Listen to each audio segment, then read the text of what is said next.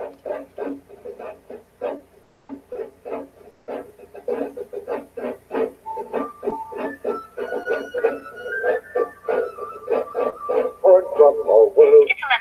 at Radio Free America. This is Uncle Sam with music and the truth until dawn. Right now, I got a few words for some of our brothers and sisters in the occupied zone. It's 11:59 at Radio Free America. This is Uncle Sam with music and the truth until dawn. Right now, I got a few words for some of our brothers and sisters in the occupied zone. The chair is against the wall. The chair is against the wall. John has a long mustache. John has a long mustache. It's 12 o'clock, Americans, another day closer to victory. And for all of you out there on or behind the line, this is your song.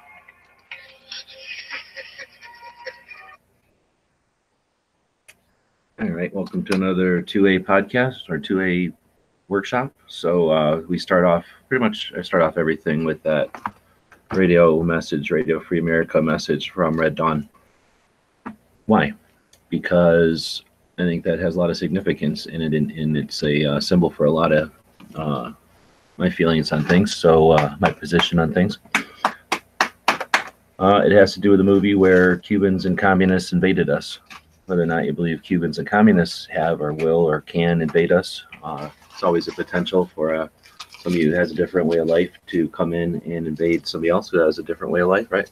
So it's that concept of defending your way of life. Now, we have a way of life that's pretty much fair and with systems in place that allow people to deal with each other well. So I think we have a good system to defend. I don't think it's blind devotion to tyranny or blind devotion to any kind of ideology. So I think that concept of defending freedom as an individual when required is important. And I think that the movie is good because it symbolizes that. And it shows that even when not something that might not be on someone's mind, that's the kind of values that are in the people that decided to move to a free country like the United States. It's also Radio Free America, which is getting information out in times of struggle, at times of strife, when there's barriers to the efficient distribution of communication. So I think that's a pretty neat thing too. It helped save the planet from tyranny under World War II. Radio Free America helped the French and other resistance forces to stand up to the Nazis, kick shit out of them. And that's what we have to do now when we have tyranny or the beginnings of tyranny, is to stand up and have the resolve to work against it. That's what we're doing. So this isn't fun or flashy or exciting or anything like that. And it's certainly not going to be today since no one's joining me. I didn't send out as many links today because I didn't want this to turn into yet another plea to buy patches over at the Patch. I think that thing's cruising along pretty well. I will talk about the Patch in the idea that it's an opportunity for these 12 different organizations to work together, for their audiences, the people that support those organizations, to potentially work together. So glad to see that effort is having benefits, and we're doing all right with that. It's not a given, so we will want to continue to pursue that one. So I was just over here on Gunstreamer checking out some stuff as I was setting up the show, and I was listening to a Clover Tax interview with WMD Guns. It's been pretty interesting, so I might continue listening to that as I'm closing some windows here and moving things out of the way. But I've got a couple of projects I've been wanting to work on, and thought I would do them today during this 2A workshop thing. So as usual, we'll see who all shows up, and if no one does, we'll shut it down. It's no obligation for anyone, it's just an opportunity for people to work together. And if no one wants to chat in the conversation out there on the platforms we're posting it on, then there's no point in doing it. So everything we do is an attempt at the interactive nature of the new media. So be part of the conversation. There's 8 people out there, and we got 3 thumbs, so that's 3 people that gave us the thumbs up. Appreciate that.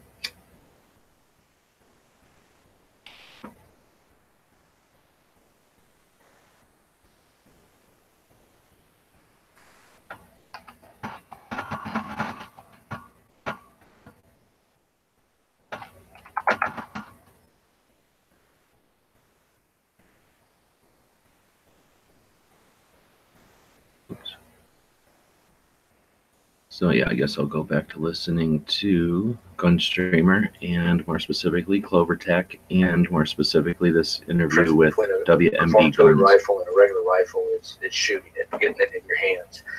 And we wanted to allow ranges a deep discount and sending in either their demo guns or buying or getting some of our guns on their range. I mean, is asking where we're at on the patch batch. I'm not sure. I think it was about halfway last time I looked. So about halfway. And we'll help them do that so that people can shoot it. And the armorers who are cleaning up the range guns start realizing how easy it is to clean. And they say, nah, I like that gun over that gun.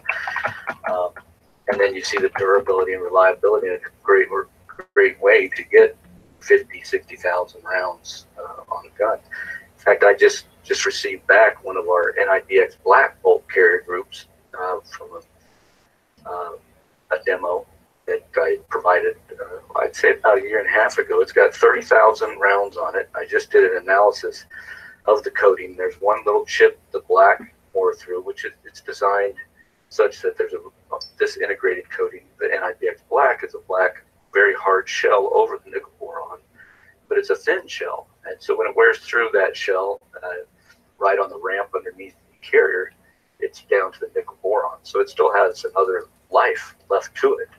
And the other areas of the carrier look spectacular. So when you're talking about performance coatings, you should be expecting a very, very long life out of these components. And that's the benefit. Yeah, for most people, I mean, that literally is a lifetime. Yeah. But for the military and for our law enforcement professionals and who are out there shooting and competing and running it, and that's really, as I said earlier, that was our roots and why we started coating firearms in the first place. And we still love to support those groups and absolutely give them the best equipment that we can.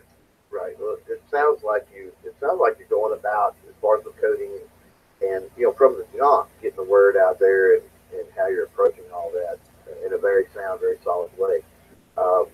So how did it deviate from just the coding aspect off into the firearms and the components and things like that? It was a way to show and convince people.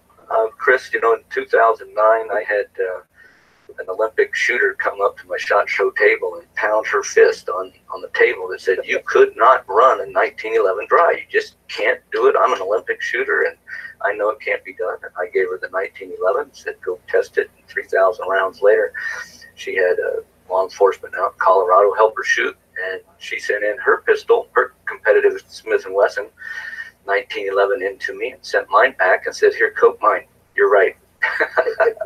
So the products really help convince people, and it shows that when I offer a lifetime guarantee on the coating, we're standing behind our products. We're standing behind the fact that there's technical reasons the coating works. It's not snake oil, and we stand behind it. And the products is one way to do that, and accelerate the adoption of these technologies across the firearms industry a little quicker, other than just trying to convince people it works. We're showing them it works. But we have grown just recently at the SHOT Show. We announced our sling stock. Right. So even progressing from just coating services to coated products, now we're into advancing the AR products in ways where we see it's needed. So the sling stock is the world's first, the world's only. It's a patented retractable 7-foot sling inside of the AR buttstock. So it retrofits onto any mil-spec buffer tube, and it gives you a sling whenever, wherever you need it, but it's not there when you don't need it. It's not a burden. You don't have to worry about rubber banding it up or bungeeing it up, or which side it's on, or whether it's fit for you or the 6'5" guy or the 5'8" guy or the man or the woman, left-handed or right-handed. It was really designed for the law enforcement professional, so that when he's trying to get his firearm out of the car and the sling's not hanging up on the rack, it's not pulling or snagging and so he's getting out of the car, addressing the threat. When it's time to go to a sidearm or handcuffs, he can sling it up and throw it over his back behind him and continue doing his work. And then when he needs to get back He just zips that thing right back into the buttstock, puts it in his car, and he never sees his sling again until he needs it. Right. And it's definitely a very interesting concept, and I encourage anybody to jump over to WMD Guns and check that one out. I know you got some pictures and stuff over there. As far as the operation of the slingshot, does it kind of work like a tape measure? Is that I like to visualize a seat belt. There you go. Okay. So a tape measure, you do have to buy a tape measure, every 6 months or so if you're using it and the device fails. But think about your seat belt, how often you're in and out of your seat belt, and how often that retraction spring fails. It's probably every 15 years. And that's one big question we got at the Chief of Police Conference and the NTOA we went to. It was, how durable is this, is one question. And what happens if you get debris up in there? Will it still work? And so I did a video. I live in Southeast Florida, so I took a short jaunt to the beach and dunked it in the ocean and dunked it in the surf where you get ocean water and sand. Took it up on the dry sand, pounded sand in it, retracted, pulled it out, put sand in it, retracted it back up, and it worked throughout all of that. At the SHOT Show, we had an interesting group from Nebraska come by, and they asked about the durability as well. And they said, we've had some of our guys fall on the buttstock and it cracks and breaks. So the polymer we're using has been developed over 20 years and has been optimized, so it's harder than your normal buttstock. So I told them, I said, well, go over there and trip over there. There's a piece of concrete where we're at the SHOT Show. We're on a corner booth there, and I said, go over there and fall and break it. It's Thursday. It was a 3D printing. It's not even the molded production model. So the two big guys, they must have been 250 pounds, 260 pounds. And he acted like he tripped, and he bore all his weight, and he crashed down on the buttstock in the middle of the SHOT Show, made a whole racket noise. But he didn't break it. He did it again. He didn't break it. So he was convinced that we produced a product that's durable enough. It started. Now the spring mechanism, if it ever fails, we'll have a 2-3 year warranty on it. But it's a replacement module, so you don't have to replace the whole stock. It's 3 screws. You take that module out, and slip another one in there. Well, that was going to be my next question too. Was if you did get dirt, grit, and grime and whatever up in there, was there a way you could clean that? Yes, yeah. You take a cover off, and that's what I did when I was playing in the sand. When I got back, wanted to examine, how much sand got in there and how easy it to get out and how easy it to wash the cord. So yeah, you take the cover off and 3 screws. You extend the module, you rinse it off, you spray down the inside with water, and put it back together, and off you go. So it operates as a single point or 2 point. People have preferences, and actually the job demands one or the other depending on what situation you're in. But it does have a quick disconnect swivel that everyone's used to.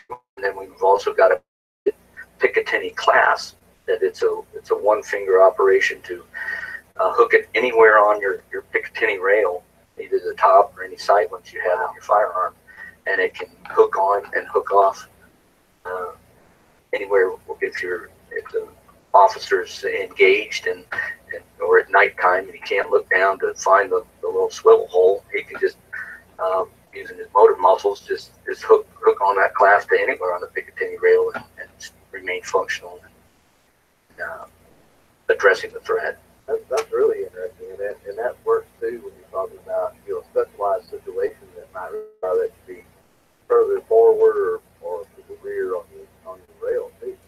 Exactly. Very interesting. Very interesting. It was born out of Tim Greenwood is working real close with us. He's the patent holder. We had started a design, and we did a patent search and found Tim had already patented it, but he stopped at the prototype stage, and we partnered up with him, and he's had great input into the process. And he's at LEO out in Kansas, so his user experience has played a lot into the design, as well as the other operators that we've gone out to and tested with. Doug Porter and Design Port finalized, productionized the design. The molds are in final form. We had one minor issue with the one of the molding tools, and so we're fixing that. We'll be out in March with production units. Now, with some of the firearms that you guys have, I know I was able to lay eyes on quite a few. Beautiful is the first word that comes to mind. But then talking with other people that have actually had their hands on them, they say that, and I say rifles, pistols, everything that you guys do. They said that you get a very boutique, experience at a very reasonable price with the stuff that you guys put out. So, what is the main goal with the firearms that you're putting out? Well, it is that. It's focused on really optimizing the shooting experience for the users, and that means a lot of things, and it means managing the recoil, giving them an excellent value, making sure that they can hit what they're trying to hit. So you start with match grade barrels, and then you have billet uppers and lowers, but it's making sure that their experience is optimized, and so they've got a favorite gun, and now it's corroding, or they're at the range and they're having to stop and clean their gun all the time, or it's the 22s are stopping. So the coatings help their experience because they get longer usage between stoppages. They don't have to clean right away, but if they do clean right away, it's a lot easier. So some people love spending hours cleaning their guns, and that's great. We don't advocate not cleaning by any means, but we want to make it easier and more enjoyable for people to go out and have a good long day at the range and know that their guns are going to work. We're providing a superb product, and that it's not going to empty their pocketbook. They're quite a few rifles more expensive than ours that probably wouldn't last up in a shoot-off on the range with us. So throw it in the back of your pickup truck if that's how you like to do it. Throw it in a trophy case if you like to, because not only are they performance and durable and will shoot whenever you need it to shoot, they're pretty cool-looking rifles. Oh yeah, I can definitely attest to that. Now, is billet, as far as I guess especially the AR-15s that you have out there, are they all billet? We have both billet and forged. Chris, back in 2013 at that rush, the forging manufacturers, what we found was, and maybe the larger companies were getting the cream of the crop, but we were finding very poor quality of forgings coming out, such that when you do coat them, they had pressed in, they haven't cleaned their equipment, they were pressing in contaminants into the forged aluminums, which would come out when you start coating them. So we ended up scrapping several lots, and I just basically got fed up and went to billets. And what I found is billets, it offers you a little tighter fit. They're stronger. They are more expensive, but we offer both. So now I'm finding better quality forgings again. So we do offer forgings, and in fact, I've just released an entry-level rifle to dealers and consumers. It'll be on the website shortly, but it's a sub $1,000 gun. Should come in around the $750, $800. Oh wow. Dollars. So, and it's utilizing more of the anodize and things like that. It still has a nitride barrel, still has a nickel boron bolt carrier group, but it doesn't have our premium products all throughout the gun. Our normal beast line of rifles does. Gotcha. So you're more putting them in the more critical areas, more or less, on that. Right. We're considering what a lot of dealers have told us what people would do. They go in and buy their $600, $700 gun, and then upgrade it with our nickel boron bolt carrier group. They put a better handguard on there. So they end up upgrading everything, and they spend $1,100, $1,200 on it anyway. And so we started addressing that market with some black anodized guns. The nickel boron guns are still around, I think it's $1,250 retail. And back to your value question, people when I first start walking them through the gun, and then they say, "Oh yeah, but how much is that?" And I tell them it's $12.50, and their eyes light up like, "Wow, that's that I thought it was going to be like $1,800, $2,000 for the rifle." So now with the custom stuff, do you guys do very many of the custom firearms, the custom specialty builds? yeah, we do, and that's a fun piece of the business. When we started doing our Survivor series or the Battle Worn or Distress look with our nickel boron, people really thought that was a great look. We've done some camo patterns with the nickel boron. I've done a couple with giveaways or charities where we'll nickel boron the whole thing, and then we'll do a certain Cerakote pattern to it. And then people send in, and we'll basically build the rifle. We have key mod handguards, M-lock handguards, all sorts of twists on our barrels, different barrel lengths. So if we get a special request and a special color and a pattern, then we certainly accommodate that. What's the weirdest request you've ever got? Does anything come to mind? We did it was like a bottom of the sea antiquing kind of Cerakote, which had about 7 or 8 different colors to it. Looks like if you pulled a treasure chest up from the bottom, and it had that antique copper look, so it had a little blue and it had some runs on it. So that was pretty interesting look to it. And then we're finishing up an all titanium nitride AK right now for a dealer shop here in Florida, and that takes a lot of time and a lot of preparation to get it look right. But he's already got a spot in his trophy case for it, so we're obligated to finish it up for him here pretty quick. Now the titanium nitride, is that the gold color? Yes. Okay. Yeah. So it's gonna be an all gold like you used to see in the cartel movies. Right. Yeah, that'll be a cool one in an AK. Yeah.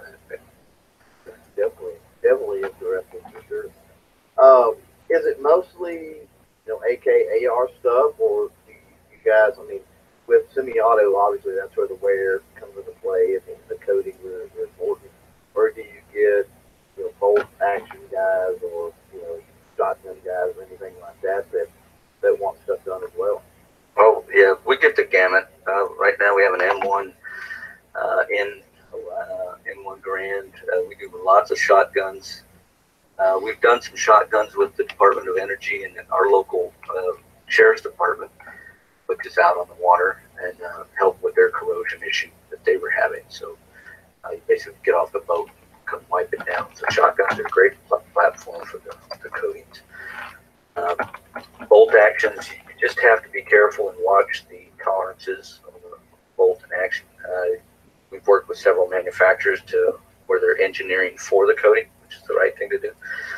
And then we have the option, one of the neatest ones we did was a DLC on the bolt and nickel boron on the action. And the two-tone black and matte gray look was fabulous, but even more important, the performance was just superb on that. Not real nice locking, unlocking. So, yeah, we have to consider the different designs of the products that are sent to us, as well as the temperatures that those materials can handle. As you may know, the nitride temperature, for example, is 1,050, 1,100 degrees.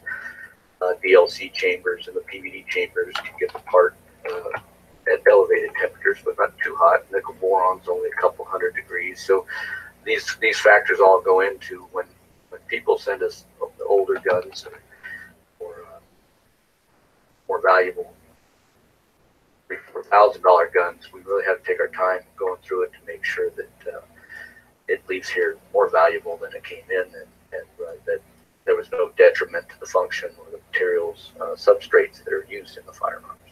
If you think back, there's some beaded sights that are brazed on. So did they use high temp or low temp brazing? And so there's a little research that goes into doing some specialty firearms that come in, for sure. Now, I know you've got a wide variety of obviously of parts and stuff over there on such issues. And you know, there's a bunch of people out there that love to build their own. So if somebody was interested in that, do you offer everything there at WMD Guns from lock, stock, barrel, the entire gamut of parts for someone to make their own? Yes, we offer everything from a mag catch button all the way up to a chassis, which is everything but the furniture, all the way up to the firearm. So we can sell one part or hundreds of parts. And then we have kits. We've kitted up certain parts, like lower parts kits. And then we also have, in the last year, added accent kits, which allow people to go back and change out the controls, the phosphated controls, and they can add it with Smith & Wesson red or titanium blue or Tiffany blue or orange. So you can change out your controls and just change the color of the controls to spiff up your firearm a little bit as far as aesthetics. But the key is that everything in our shop has a performance coating on it. My knowledge, one example is that the forward assist that we offer in our Nitromet, we're the only ones out there that are providing nitride on that part. There's internal springs that you don't want to ruin, and you can't expose it to the temperature, so we figured out a way to do that. Same with the ejection port door.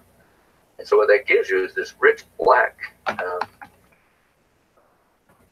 color, and it's a Rockwell 55, and so it doesn't scratch off like phosphate, which leads to corrosion initiation. And it's just a really nice, deep, rich black color, so it matches your anodized and your hand guards. Go for that black, or it can make a beautiful two-tone. And we've started, in fact, all of our rifles come with that Nitromet accent kit or nickel boron accent kit, so that all the parts are coated and all the parts last a long time. Yeah, I think that ultimate chassis is a novel idea, because you got so many people out there that'll buy a rifle and then turn around and a lot of them, even at the same time that they're ordering the rifle, right, they will turn around and order all the furniture for it. So right, it comes in and they've got extra furniture, of course, just sitting around at that point. There's a little bit of waste involved, and probably doesn't have as nearly as good of a rifle as if they would have just broken down and it's got that ultimate chassis. Yeah, we came out with that in 2014 in response. The AR market's been through its up and down swing, several cycles over the last 10 years, and during that cycle, all of the dealers had just a store load of furniture, all the parts that there was a big rush in 13, and then they were stuck with it in 14. We said, well, instead of buying our guns, buy this, and then you can sell your customers everything else in your store, and whether they like Tapco or Daniel Defense or Magpul, you can outfit them with whatever you have there and whatever they want. And it went over really well, and I think there's even a couple other companies that are doing that, but of course they're not performance coated. They just stop putting furniture on their guns as well. Right, sure.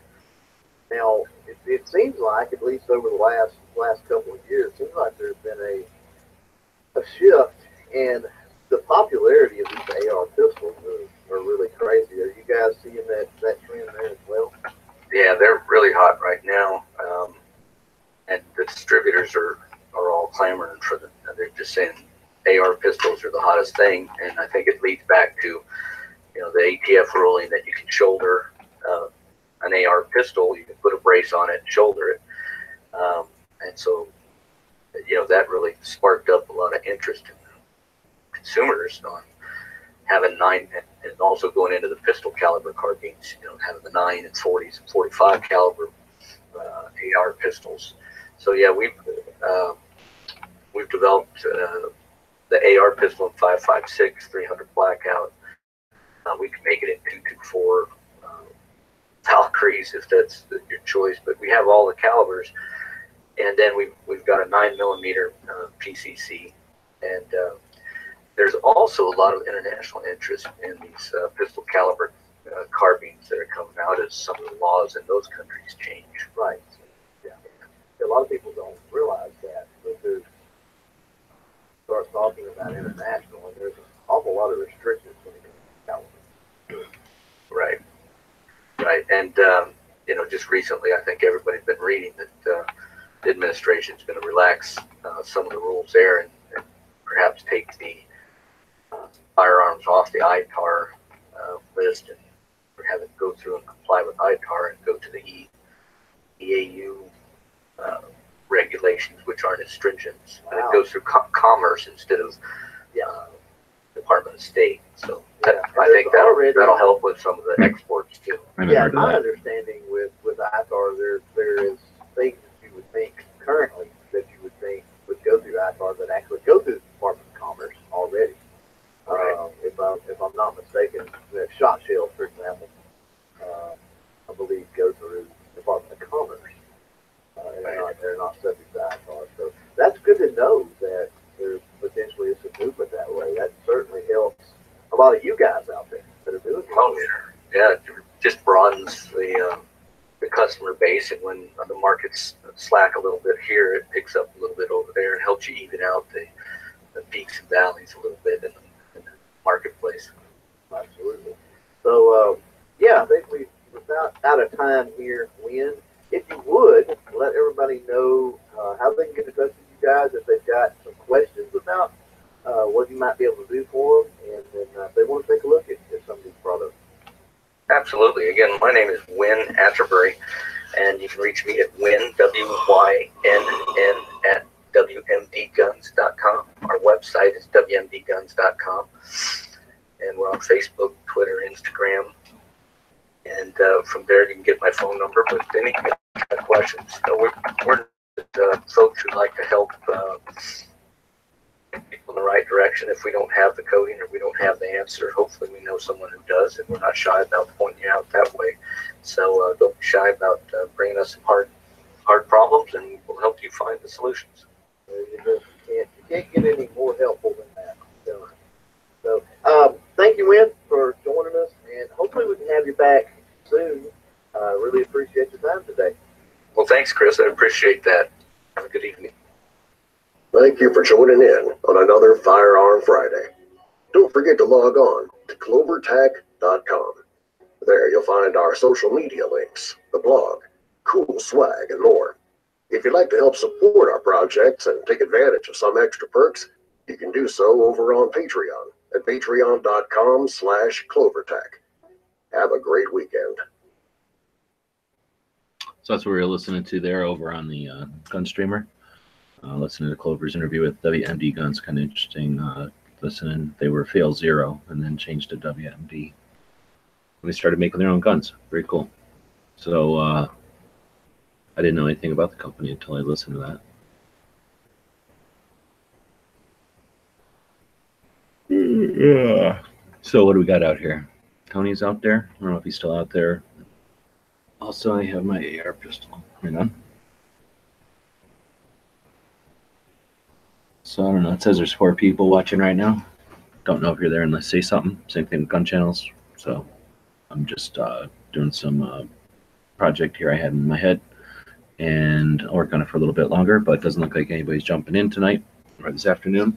So and thank our patrons for making these possible every Tuesday and every Saturday afternoon. Try to open up a room like this. We've been doing it since November. Really, it was an attempt to get the people from the Gun Rights Policy Conference who consider themselves 2A media, who would be attending the SHOT Show, to give them some encouragement and get us working together. We'll continue to effort towards that. The Gun Rights Policy Conference should be in Phoenix this year at the end of September, and that gives us a few months before that happens. Then we have 2020 coming up, so ideally 2A media will learn to work together and keep our messages consistent, on point, gain from each other's resources and knowledge and skill sets, and do more effective Second Amendment awareness. Anyway, that's the concept of this show, and I'm over here fiddling around, working on a project, kind of wasting time, really. Kind of thought somebody would jump in.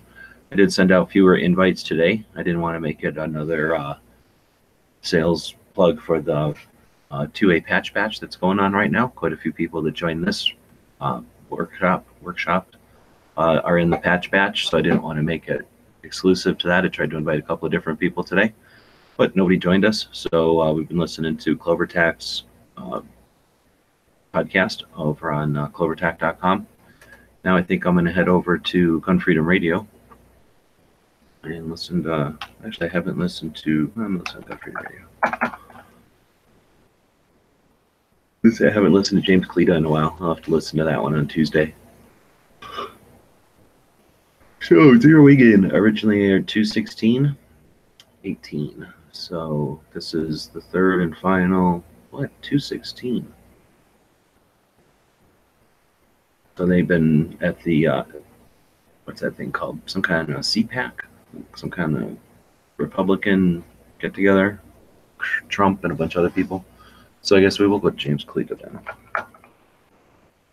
So Out of Order, James Cleta podcast. It's one of the better ones out there, in my opinion. Let's see what he's got up here. Rob Morris, I think we listened to that one. Oh, he hasn't been doing very many. I guess we might have listened to all of these already. So let's see who Walter Block is.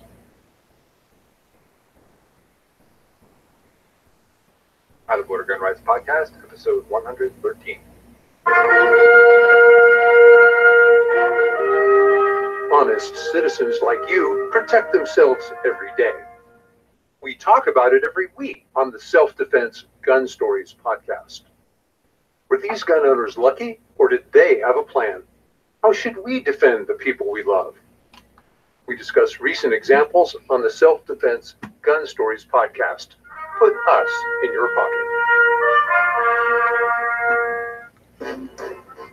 Welcome to the Out of Order podcast, your window into the firearms community, exploring those shaping the future of our rights and protecting our lifestyle, laws, legal cases, activism, and self-defense in a candid and honest podcast for our brothers and sisters in arms. Here's your host, James Cleta.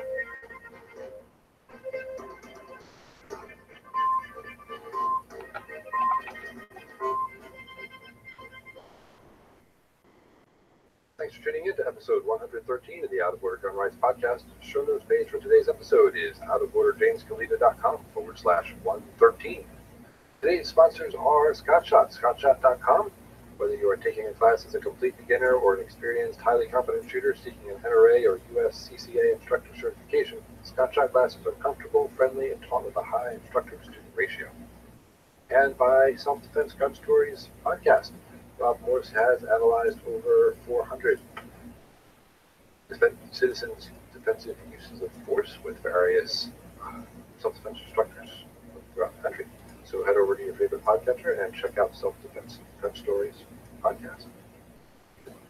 Today's guest is Professor Walter Block. Professor Block has written over 500 peer-reviewed articles. He is the Senior Fellow of the Ludwig von Mises Institute and author of Defending the Undefendable. And now, here's Professor Block. Professor Block, welcome to the show. My pleasure. Thanks for having me.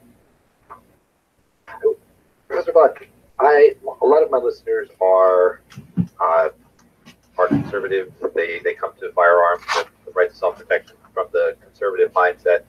And I'm wondering if you would share with us the libertarian perspective or your perspective on where the right to self-defense comes from. Right. The conservatives are more likely to say, well, it's in the Constitution, it's in the Second Amendment, but, suppose there were no Constitution, or suppose there were no Second Amendment, we still have a right to defend ourselves. The essence of libertarianism, and if you ask 10 libertarians something, you're likely to get more than 10 answers, but my view is that libertarianism is pretty much heavily predicated on the non-aggression principle. And it means that you can do anything you want, anything, as long as it does not constitute a threat or an initiation of violence against innocent people. So does a gun constitute a threat or per se violence against someone? No.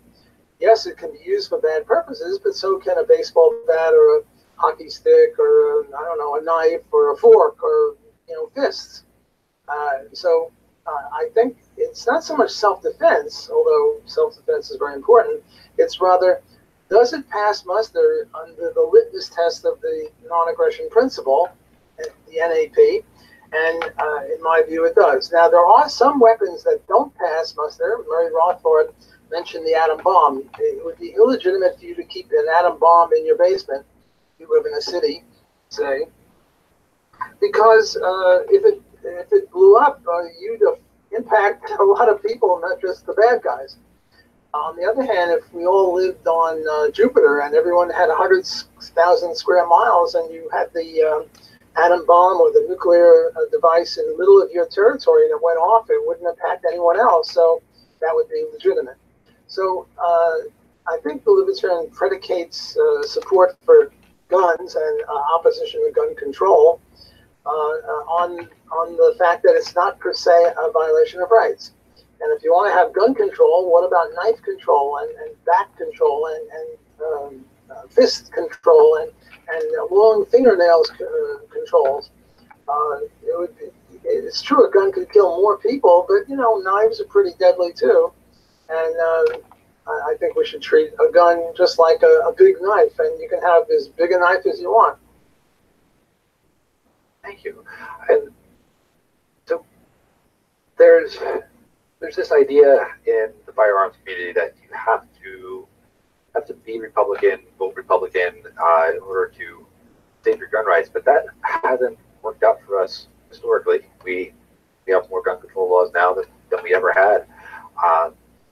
Can the Libertarian Party or just the Libertarian philosophy help people protect their rights? Yes, I think so, because I think it's a very nice, clean way of looking at it.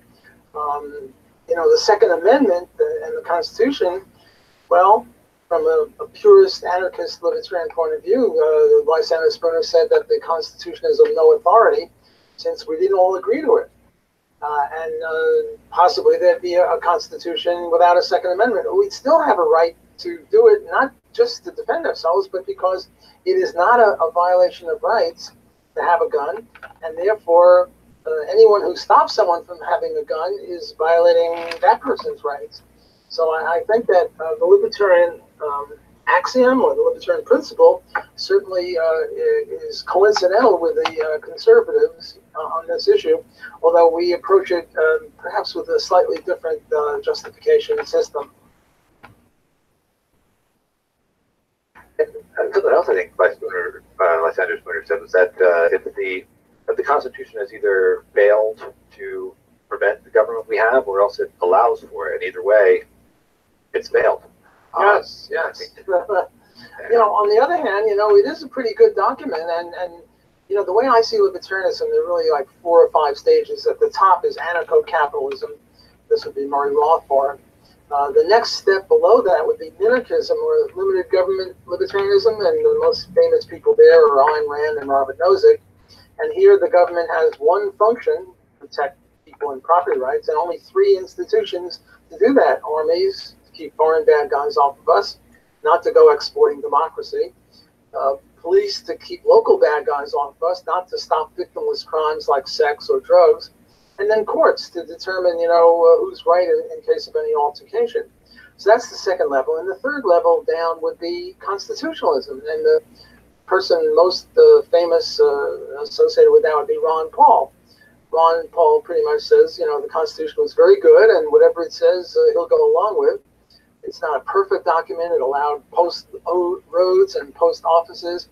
But, it's very, very good if it were interpreted properly, of course, not the way the present Supreme Court does. And then the fourth level would be classical liberals. The most famous of these are Milton Friedman and Friedrich Hayek. And there, you have armies, courts, and police, and you have a constitution, but you have other things too, public goods, so-called, and a little bit of welfare and a little interference here and a little interference there. But by and large, they're pretty free enterprise. There's a joke. The Economist was asked, "How is your wife?" And the answer came, "Compared to what?" Well, compared to Murray Rothbard, Milton Friedman and Friedrich Hayek are a bunch of pinkos. But compared to, Donald Trump or Hillary, Milton Friedman and Friedrich Hayek are magnificent. Then the fifth level down is thick libertarians, where they add on extraneous things like they say, well, in order to be a libertarian, you have to like chess, or you have to dislike Mozart, or something irrelevant, and I would reject that. But I would call them libertarians at the lowest level. So I think all 5 levels would agree with me that having a gun is not a per se violation of rights, and therefore I think libertarians are united on the idea that people should be allowed to have self-protection, self-defense, and through a firearm if they want to. And you mentioned, that those top 2 levels where anarcho-capitalists believe that it's going to be completely voluntary, and then the minarchist level will allow for the existence of a government for military. How do anarcho-capitalists visualize defense being provided with the absence of a standing army? Well, defense agencies, private police. Right now in the United States, there are more private police at shopping malls and banks and places like that than there are government police. And, my motto is, if it moves, privatize it. If it doesn't move, privatize it. And since everything either moves or doesn't move, privatize everything. And I think that a private defense agency would be much better than a public one, because most people wouldn't pay their private defense agency to make you not smoke pot, or make me not be a prostitute, or whatever. Namely, that they wouldn't do this victimless crime business. They would just say, look, we don't want to be mugged, we don't want to be raped, we don't want to be murdered. Stop that. And then the police could more narrowly focus on what their customers. Hey. Jeff's jumping in from Gear Report. How's it going? Howdy. Just been listening to the podcast there, James Cleta podcast. I don't know if you ever heard that guy out of New Jersey. Don't think I have. Nope. I like his podcast. He talks a lot to New Jersey people, but it's all gun stuff. It's all Second Amendment stuff typically. And then he just lets the people do their thing. He doesn't really give them a lot of talking points or anything. He just lets them talk about stuff. So it's kind of interesting. Huh. Cool. Okay, thanks for jumping in. Sure. Been going for an hour or so. So I've got links out there. I didn't send as many links out this week just because I didn't want to turn into a patch batch thing, because we've been doing a lot of patch batch focus this week. And I just wanted this to be for people that are working on projects and stuff. So I don't know what kind of time you've got, but thanks for jumping in. I got a little bit. Tell you, it's been crazy because it's funny that this is about marketing, because my day job, my real job, has presented an opportunity for the consultancy that I've run for almost 10 years to expand services, specifically to serve the firearms market, because the agency that I have been working with on affiliate stuff has decided that they don't want to work with firearms brands. So I couldn't find anyone to serve the firearms brand. So I said, fine, I guess I'll do it myself.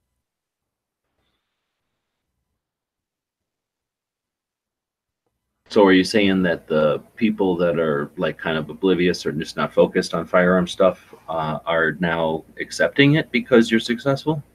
No, I'm saying that the agency that I've worked with for a while as a service provider would help, specifically helps brands develop and run affiliate programs. And they brought me on board knowing that this is the area that I work in and I have a lot of connections and should be able to bring some brands on board.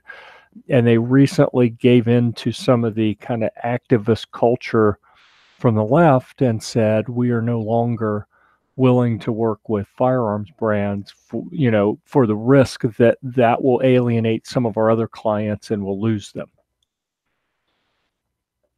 Oh, okay, interesting. So you're saying the opportunity is that since they're dropping it completely, you can pick up where there's obviously still a demand and a need and an interest. Yep. Cool. So you've been doing this, let's see, you've been doing the Gear Report thing for a while. Did you say 8 years? I started think it was technically kind of late in 2008, but rebranded as Gear Report in 2009, and have been running strongly for probably 4.5 years. The first several, it was pretty casual. Whenever I felt like it, I'd go in and do some stuff. Well, you did internet stuff before that, right? It coincided with, professionally, I was in pharmaceuticals for about 12 years with some of the big pharma companies. And when I finally had enough of that environment and left, I ended up at an agency doing affiliate programs for brands. And in order to learn how all of that works a little better, went and created a website where I could act as an affiliate. And that eventually grew into Gear Report. And, for the first several years, it was really a sandbox for me to play in. For professional development, it wasn't really intended to ever be what it is today. But, some friends showed an interest and said, hey, why don't we do some stuff and leverage this website that you have? So that took off. And it kind of runs in parallel with professionally what I do is, helping brands with affiliate programs. So I'm on the other side of it with Gear Report. So I guess, though, when you were doing the pharmacy stuff, was that what you came out of school and did? Yeah, pretty much. And then years, like just generalities, was that the kind of gig where you're using a computer anyway? I mean, this was in the 2000s, it sounds like, or the late 90s. Was this a computer job to begin with, or was it a job that you had that? Because I don't know how old you are. Is that a job that you had while the internet was happening, so that part of the job was creating the internet as part of that job description? Well, I'm no Al Gore for sure, but let's see. So I did. I got out of undergrad. I did a year of active duty before actually getting out of the Air Force, because I'd been a reservist through undergrad and then changed jobs and had to go through retraining for that. When I got out of that, I was doing IT support work for pharma companies, and that grew into vendor management and project management. They sent me to grad school, so that was awesome. My brother had to pay when he went to grad school, so I really enjoyed someone else paying for it. That's interesting. So I guess I was asking because, as a workshop thing for whoever might be watching this, I suspect that not everybody's coming from, it sounds like, where you've come from with familiarity with computers. So in other words, there's got to be people out there that, like I worked in restaurants for a while, and at least when I worked in restaurants, it was in the 90s. So very few people went home and worked on a computer, right? People went home and played video games, or they went home and watched TV. They went home and had a hobby or whatever. Maybe that was a second job. Who knows? So, there was just not a pastime people did. So I'm wondering if there's somebody out there, or I'm assuming that there's got to be people out there that have gotten into firearms later in life. And I don't remember from talking to you if you're one of the people that got into guns, or if I think you said they've just been around your whole life, right? Yeah, been around, and so I had a little period. They've just always been there, like cars. Like when you're interested, they're there. When you're not, they're not. But they've never been like something unattainable that you had to go get into. Right. Yeah. So I'm thinking there's the same way some people are like that with guns, and we don't really talk about that necessarily. It's not like the first thing we ask each other. Oh, you're into guns, great. Like we usually ask, what do you like? Like what are you into? Not how long have you been into this? So I'm just thinking as part of the workshop thing here. I can't say that I've been aware of computers since they've been around. I haven't really used the internet since the beginning of the 2000s, which I suppose is kind of the beginnings of the internet. But definitely there's been people that were more familiar, before me in the 90s. There was definitely internet. But again, there's these people that are doing some other job, just something else in their life, interested in something else, and that computers, if there even had one, were not an internet device. Now they get later in life or whatever, nowadays, whatever, who cares how old they are, who cares where they're at. Basically, that in 2019, they're just now approaching the internet for the first time, as well as their interest in guns and stuff. And I'm just wondering how many people there are like that. I don't know how often, I don't know if you've ever asked your audiences, your various different things that you do, to kind of get an idea of who you're aiming at. I think I get to cheat using internet or using YouTube prominently for so many years. And the comments that come along with the, when you use YouTube in a way that you're paying attention to the comments, you kind of cheat. You get a finger on the pulse of what people are interested in, but also where they're coming from. The kind of questions they ask and the way that they ask them really indicate how aware they are of firearms. And you just, when you put something out there and it's about a shotgun and you get some questions, and you put something out about a revolver, just in general terms, and you get different responses and stuff, you kind of really get an idea of what people are interested in, what their levels of interest and knowledge are, so that you can either go to areas that they're not interested, not aware of yet, or that they're more interested in. But I'm thinking, as far as computers and stuff, I think I've kind of just built everything assuming that someone's either coming in it fresh or they know everything. There's got to be nuance in between there. I don't know if you've ever thought about it from that angle or not. Not. I don't know that I have as much as I probably could have. But yeah, I mean, you mentioned the background you came from, having that kind of ability to get a feel for your audience a little bit easier. Then, by the nature of what I do, we're publishing stuff, and we do get a little bit of discussion, a little bit of comments on articles occasionally, but it's pretty rare, to be honest. I mean, I wish we had a little bit more interactivity on the website. When we post things on social media, we use social media really as a distribution strategy. We're not looking to, and yeah, without getting too deep into that rabbit hole, personally, I think social media can be a huge time suck that has very little that you get out of it. But there are some things you can do to build engagement and bring people to the property that you own, which, for me, is the Gear Report website. That's how we try to use it. And we get a little bit of discussion, interaction there, but it's nothing compared to, the folks who are doing the podcasting, or some of the, YouTube channels that have a big enough following, or any social media. I mean, there are various social media channels where you can have robust discussions. We don't have as much because we haven't really cultivated it for that, simply because I just don't know that the ROI is there. You can spend your whole day bouncing back and forth between social media platforms trying to keep up with discussions and keep things going. And I've found that it's too easy to do that and then not get any, quote, real work done. So, if we want to keep putting out new content, we've got to kind of use social media as a distribution, and then use the site as actual, here's where the content is, and kind of take that approach.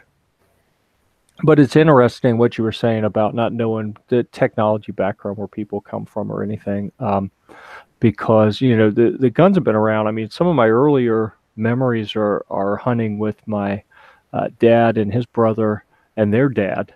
My grandfather had a farm in Ohio, and 400 or 500 acres or something. We'd go wander through the woods and hunt rabbits and bring it back and have that for dinner. So,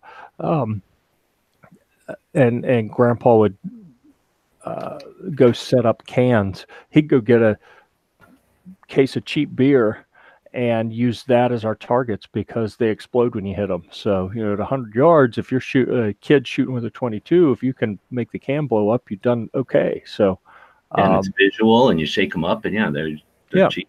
Yeah, and it doesn't hurt nothing. You just pick up the aluminum, recycle it, and the beer doesn't do nothing. Fertilize. Yeah, so I kind of came from that background as far as they were tools, They weren't. I mean, we see a lot today of people who, um, it's bling. You know, the guns. I don't even know if they actually go out and shoot them, but they're all about what color can I make them, and what kind of battle worn Cerakote can I put on it, and all kind of accessories hanging off of it, and you know, if that's what makes people happy and they're not hurting anyone, then good for them. You know, I'm not saying there's anything wrong with it. I'm saying that for me, I came from a very different perspective of, you know, guns were functional and predominantly was around them on the farm where we were going out and shooting something to eat or shooting something that was trying to eat. Um, and that's really that's really what they were what they were for when I was growing up. So, um, and then for a period, you know, in undergrad, I kind of got back into them with some friends in college, but then set them aside for 15, 20 years. Didn't do much with them, and kind of came back 4 or 5 years ago and started getting into them more. Um, and I don't know, seems to be kind of a I guess from my perspective, kind of a common trajectory for people, not necessarily in the gun industry. I think people tend to be more persistent with their use of affiliation with firearms and things along the way if they're in the industry. So I think I'm a little bit of an anomaly there. But on the internet side, I was definitely an anomaly because I'm thinking, trying to remember when we moved from Ohio to North Carolina. It must have been, it had to have been the late 70s when Dad brought home the first computer. And, you know, so I was learning how to write very basic code, you know, in the late 70s. And through the 80s, you know, Dad had the Macintosh computers networked together within the house with phone cords. I can't remember what they called Apple that Talk. network. Apple Talk. That's it. Yeah. And it was, Apples were so ahead of their game because you Oh, literally yeah. plug them together. You tell each other that they're there. Oh, it was so fun. Yeah. Yeah. Yeah. So, It was years until everything else caught up with that, really. Years. and it was bizarre that, you know, I was like usually the only person in school who would show up with a printed assignment, you know, where I typed it up and printed it and brought it in. Everyone else, either they hand wrote it or they sat at a typewriter.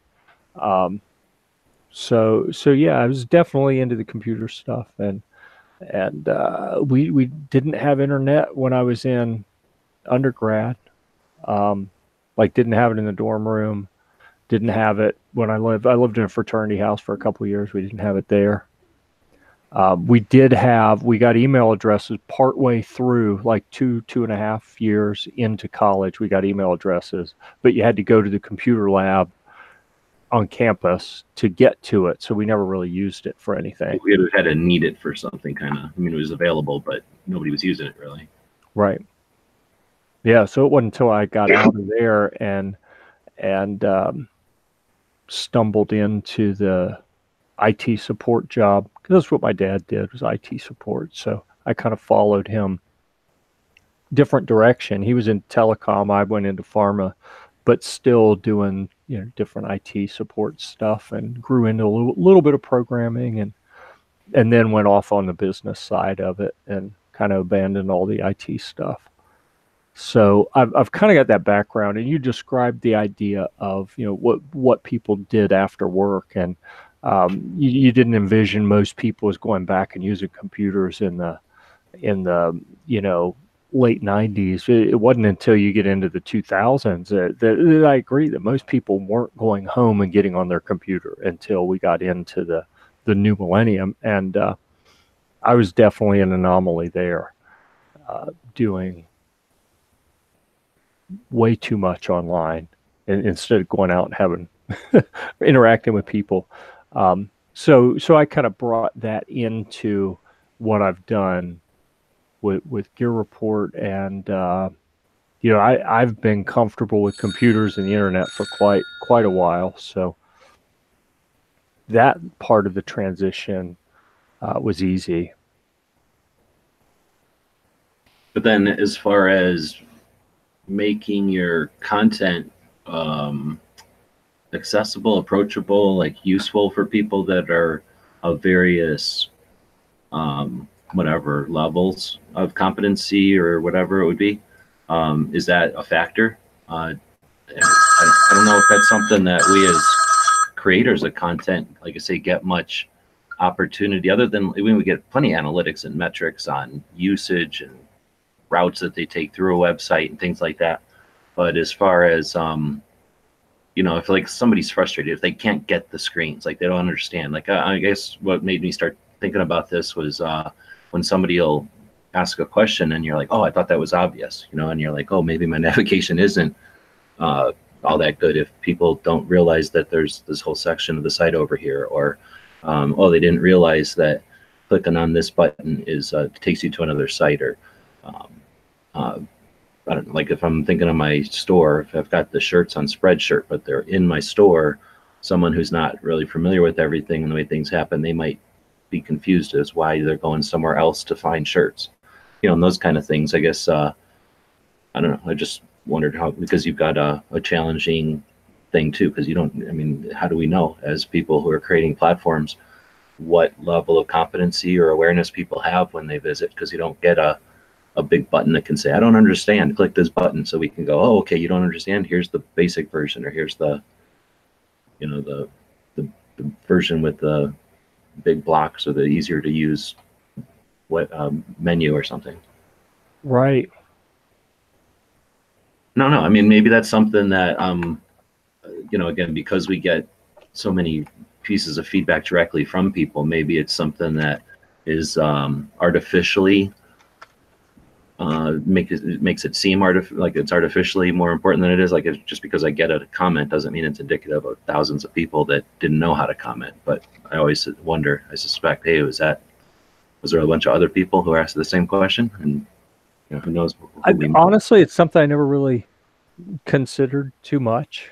I mean, you're saying all this, and I'm sitting here thinking to myself, I wonder how many people start to read, because we've designed Gear Report to be predominantly a written platform, and we have a few hundred videos, and we do other things, but we are predominantly have been built as a written platform. So the ability in we're really kind of a SEO play. So we're putting keyword dense content out there so that as people search for it for years, they will be able to find it and get some value out of it. So I have articles. I was looking at some of the analytics a couple weeks ago for last year, and one of the top 5 articles on the site is one that was written in 2010. So over that time, it may have gotten 20 or 30 comments, maybe, but probably not, probably less, and that's not a lot of feedback. So I guess I don't generally think in terms of, are people able to technically, I think in terms of UI a little bit, but I bring a lot of history in terms of familiarity and being there as online systems evolved. So I probably do miss a lot of opportunities, like I probably don't identify stumbling blocks that some of the consumers of my content have in terms of navigating the site or finding the relevant articles, or even navigating within the articles, or that's all kind of from the technical UI side. But since we don't have that kind of feedback loop, all I know is how long people stay on a page on average. I don't know why they left when they left. So it could be that they're reading it and saying, wow, they've completely dumbed this down too much. Yeah. I need to be spoon fed. Or it could be the exact opposite of, okay, I just read 3 paragraphs and I read them all 3 times each, and I still don't know what he's saying at all, because it's just over their head. Yeah, I have no idea. I tend to be pretty independent. I mean, when I look at Gear Report and mean, what do we got? 20, a little more than 20 writers that are somewhat active at this point. Everyone else gets their work reviewed by an editor, but I'm stubborn and I'm a dictator, so I just review my own. But there probably is a real opportunity for me to put my stuff in front of an editor so that I get another set of eyes to look at it and say, okay, this is too high, this is too low, dumb it down or give more detail or something.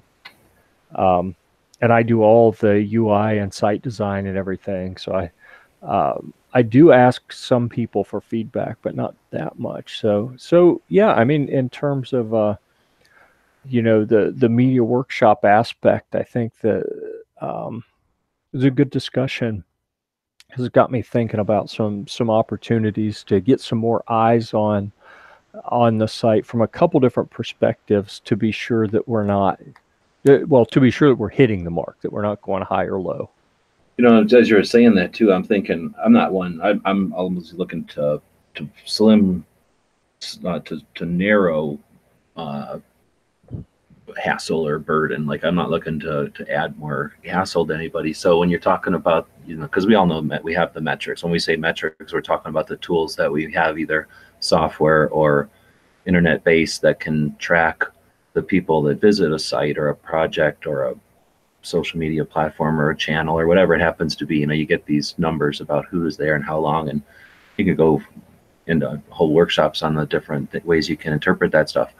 But since we're familiar with that and it's already in the systems and we use it for other things, it might be as simple, or it might be a method to achieve this would be to offer, I guess, maybe levels or graduated levels of tech, so that you could have your basic article, and then it's easy to write, and then that's sort of like an introduction, and then you have your intermediate, and then you have the advanced, and then you could just and once you have those, and maybe interlink to them, so is this article a little bit too much? Try our basic. Hey, is this one not enough? Try our intermediate. Yeah. Oh, you're still looking for more? Go to advanced.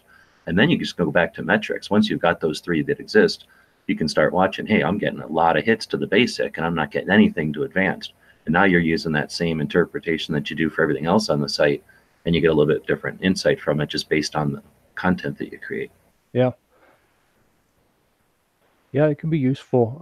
One of the big reasons that split testing is so important in any kind of online development, I mean offline stuff as well, but it's just easier with online stuff, is that you can do exactly what you said and put different iterations out and see what resonates, because everyone comes with their own prejudices. And one of mine is that I'm a detail guy. So the idea with our content at Gear Report is we're aimed at helping people make purchase decisions that they're going to be happy with, which I'd like to think that's what all review sites are about, but I'd like to think that. But we really do try to really aggressively pursue that ideal of, our job is to help people figure out, for any given product we're reviewing, what is going to be is that product going to be appropriate for them? Are they going to be happy with it? Would they be happier with something else based on their use case or experience, whatever? So I kind of derailed myself as I went down. I veered right when at midway through that discussion, and I no longer remember where I was headed. Well, when you started saying the other types of reviews or whatever, I was muted, but that made me think, there's definitely different types, right? There's your just nuts and bolts, here's the review, but then there's definitely the personalities. So it doesn't matter what the people are reviewing. Some people just like to hear some people talk, right? So you've got personalities out there, and they could be making Swiss cheese or making macaroni and cheese, literally, and nobody would care. It's the entertainment of it. But then you've got, I think, I don't know how to describe it, maybe like your vacation people, like the people that are going to watch a show about a vacation destination with no intention of ever going there.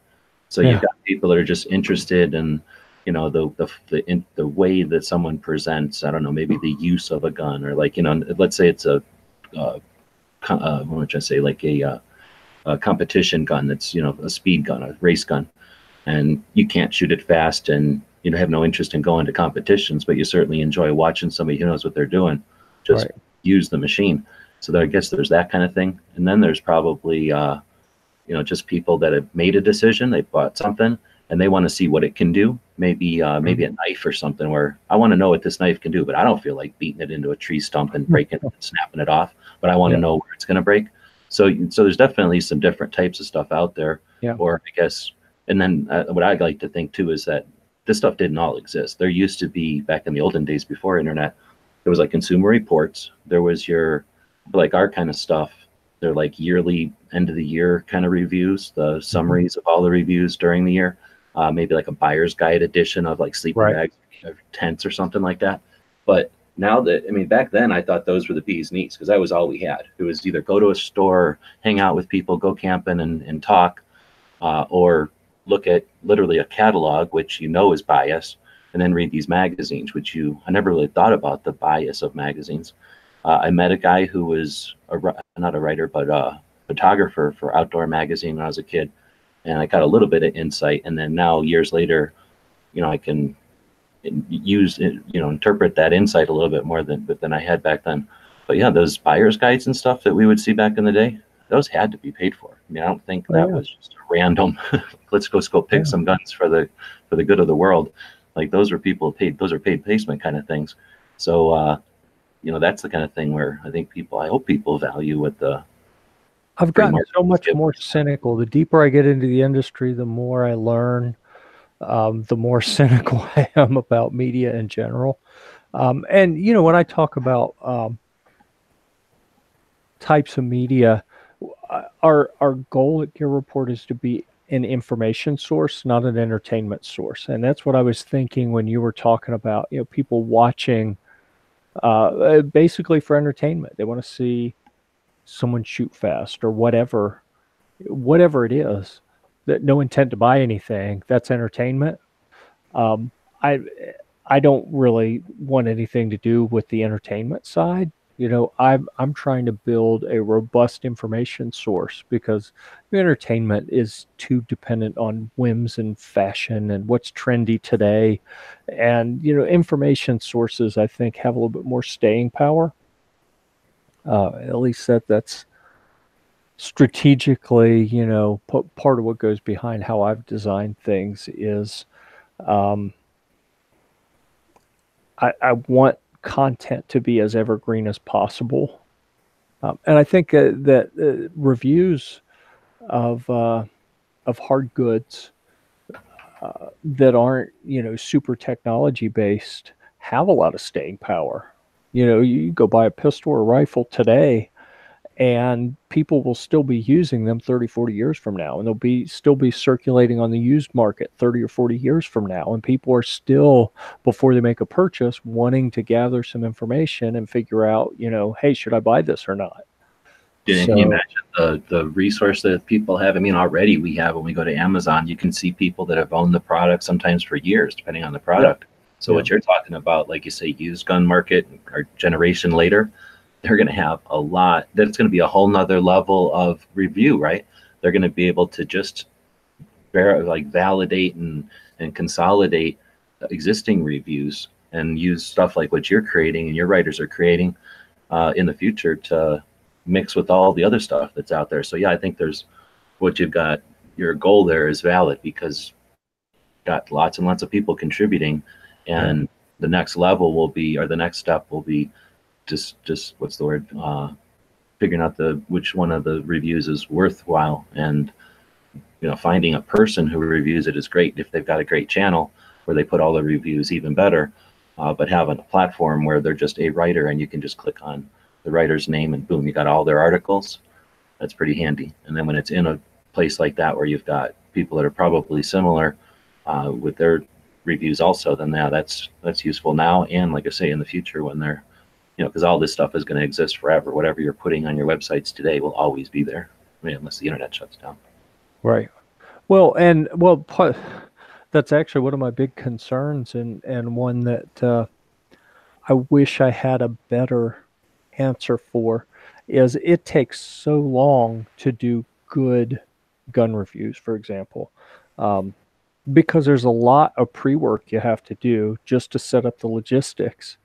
And then you got to have a lot of supplies, and in terms of some place to shoot, something to shoot at, uh, something to shoot out of the gun, and typically some sort of optic, or for a lot that other things have to go on them, and carrying cases and bench rest and benches, and I mean it just keeps going and going. So there's a lot of busy work to get ready before the gun even shows up. There are a lot of things have to happen so that when it shows up, you can go out and do all the field testing, and a lot of supplies needed for field testing. And then the time of writing and reviewing and all of the photography and, cropping, color correcting, watermarking, uploading to the server, integrating into the written content. All of that takes a lot of time. It's where I'm kind of envious of the podcast crew, because as I'm getting to know more people who do that, there's preparation for a show.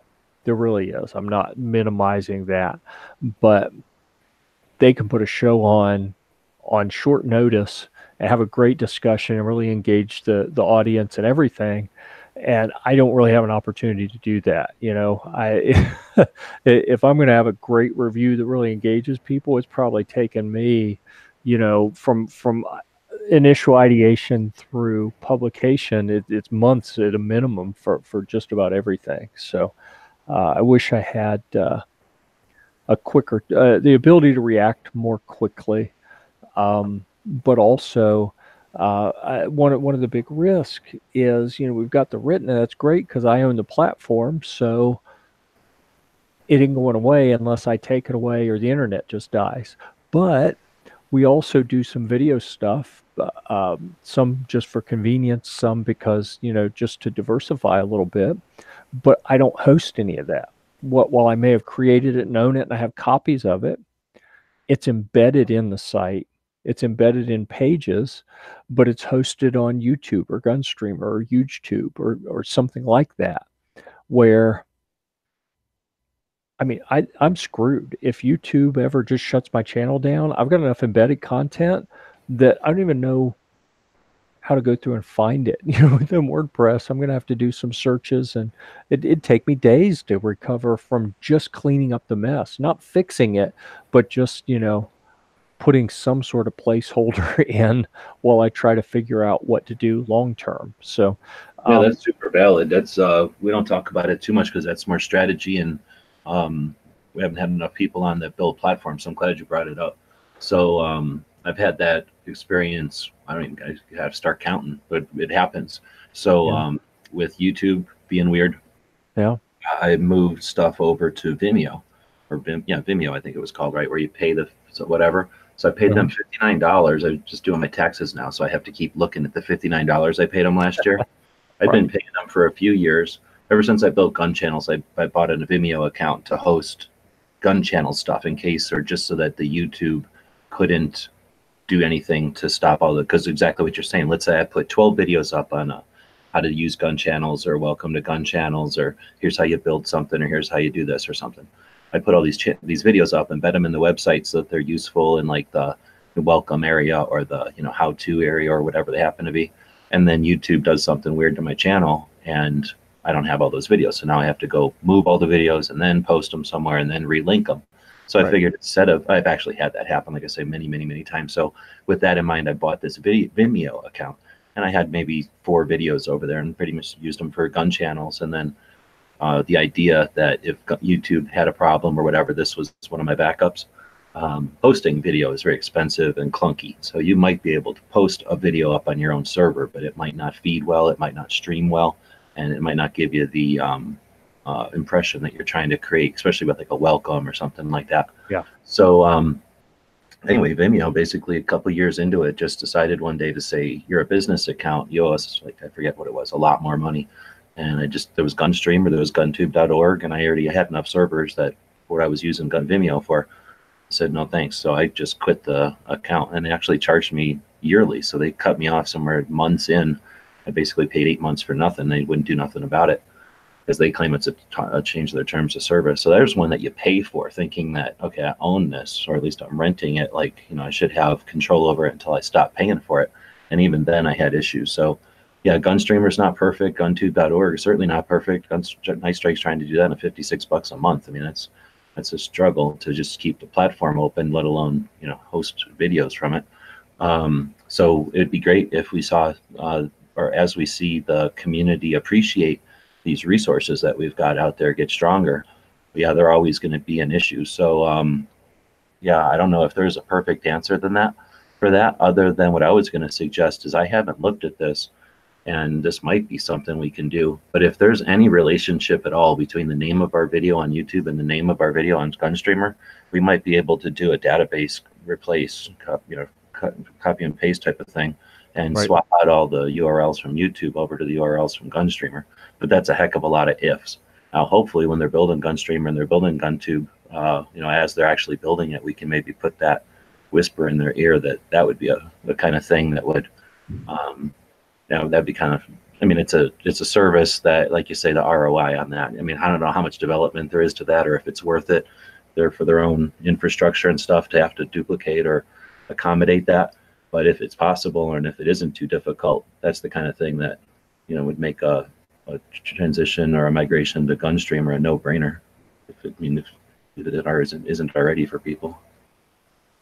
Yeah. So the struggle that I'm going through right now is, I talked about how labor-intensive good written content is. It's insane. Most people would look at the hours that it takes to do it well and be like, "What, are you kidding me?" I know Clover came over and he did a quick article, review of something kind of small. I don't remember what it was already, but I remember his comment of that thing took forever. Yeah. Like, well, yeah, it does. You'll get quicker, but you're only going to get so much quicker, and at some point you're going to be at an impasse of, okay, as you have the opportunity to review a product and you look at what kind of time investment am I going to have to make? What's this product itself worth? And then, how can I monetize this content? I turn away an awful lot of stuff because the value, the combination of, ability to monetize through affiliate links on the back end versus product value coming in versus time commitment versus logistics stuff that I mentioned before, other things have to fall in place to do the review. I look at that and I'm like, well, no, I'm not going to charge you. So therefore I'm just not going to do it. Because I'd have to charge someone $1,000 to do that review just to keep from losing money on it, basically. When all the time and everything is figured up, it would cost me a lot of money to do that review. If I'm not going to make that back, then I'm not doing it. Because if I did, it's not remotely sustainable. It's a business. I need to be able to make enough money that it covers the cost plus makes a little bit. Otherwise, why am I doing it? So, aside from advocacy and things like that, the business aspect of it. So one of the approaches, and I copied you on an email a week or so ago, 2 weeks maybe, about something I've been looking pretty hard at is to shorten the cycle for creating content. Is I'm trying to template our written formats so that we have an outline. Because for me, the hardest part in putting a good review together is covering all of the points that we need to cover. If I just sit down and start a stream of consciousness writing, I'm going to write all over the place. And they're not consistent either. Then you get like, here's my thoughts on a vacation I just had, and here's my thoughts on an upcoming thing. Whereas, like you're saying, here's the characteristics, here's the weight, here's the... Yeah. So I've templated the outline just so that we don't miss anything, and created a template for each writer. So they go in and they duplicate it, and then they can go in and fill in the appropriate parts. And we pre-fill out some of the settings within WordPress on the template. So when they duplicate it, they don't have to do that. It's already done. And I'm trying to speed that up, but it still takes too long. And a friend, I don't know if you know Patrick was with the Firearms blog, and he's writing for Recoil, and he's got his site is the Firearms Rack. Little I don't know very many red-headed guy. Yeah, I mean, I know of them, but I don't know very many. He's more of a he was more of a YouTube guy. He's getting to be more of a kind of crossover print / online writer. But he was saying that approach that him and some other people that he knows have taken is, if he's writing for Recoil and it's going to be in print, then that gets gone over with a fine-tooth comb. The pictures are staged, and he has very expensive cameras and equipment to make sure they're all perfect. And the copy is picked apart by several people, and to make sure it's all right. But if he's printing online, quick and dirty is where it's at. And I've taken the other approach of, well, no, I can't do quick and dirty, because every error in it reduces credibility to me. I know other people aren't like that, but to me, if I'm reading something and the grammar is terrible and the pictures are, are just off, it looks like someone threw it together, and credibility isn't there for that. So I have trouble speeding up the writing process, because I have certain standards where I say, if it falls below this, then credibility's gone. If you don't have credibility as a information source content creator, then you don't have anything. Now, you can be an entertainer who has no credibility, because people will laugh at you, you know. And apologies to Tex Grebner, because every time I think of that, he's the example that comes to mind. I just shot myself, that video. Well, Tex is a friend of mine. He actually called me, and he called Hosh, our friend in California, when that happened. And that was, you got to take that in setting. That happened early in YouTube. That was 2010 maybe. And he was concerned. He's like, should I post this or something? Or he definitely put some deliberate thought into it, and it gets characterized now. But yeah, I know what you mean. That there's definitely his credibility took a major hit, and now a lot of people see him as an entertainer, where he may be brilliant. He may have tremendous real knowledge and information that people could benefit from, but everyone thinks of him as the guy who shot himself. And it's funny. That's a unique one, but I know what you're trying to say about the credibility being something that you can't. Well, it's difficult to get back. Look at Zimba, the guy with the AR-15s.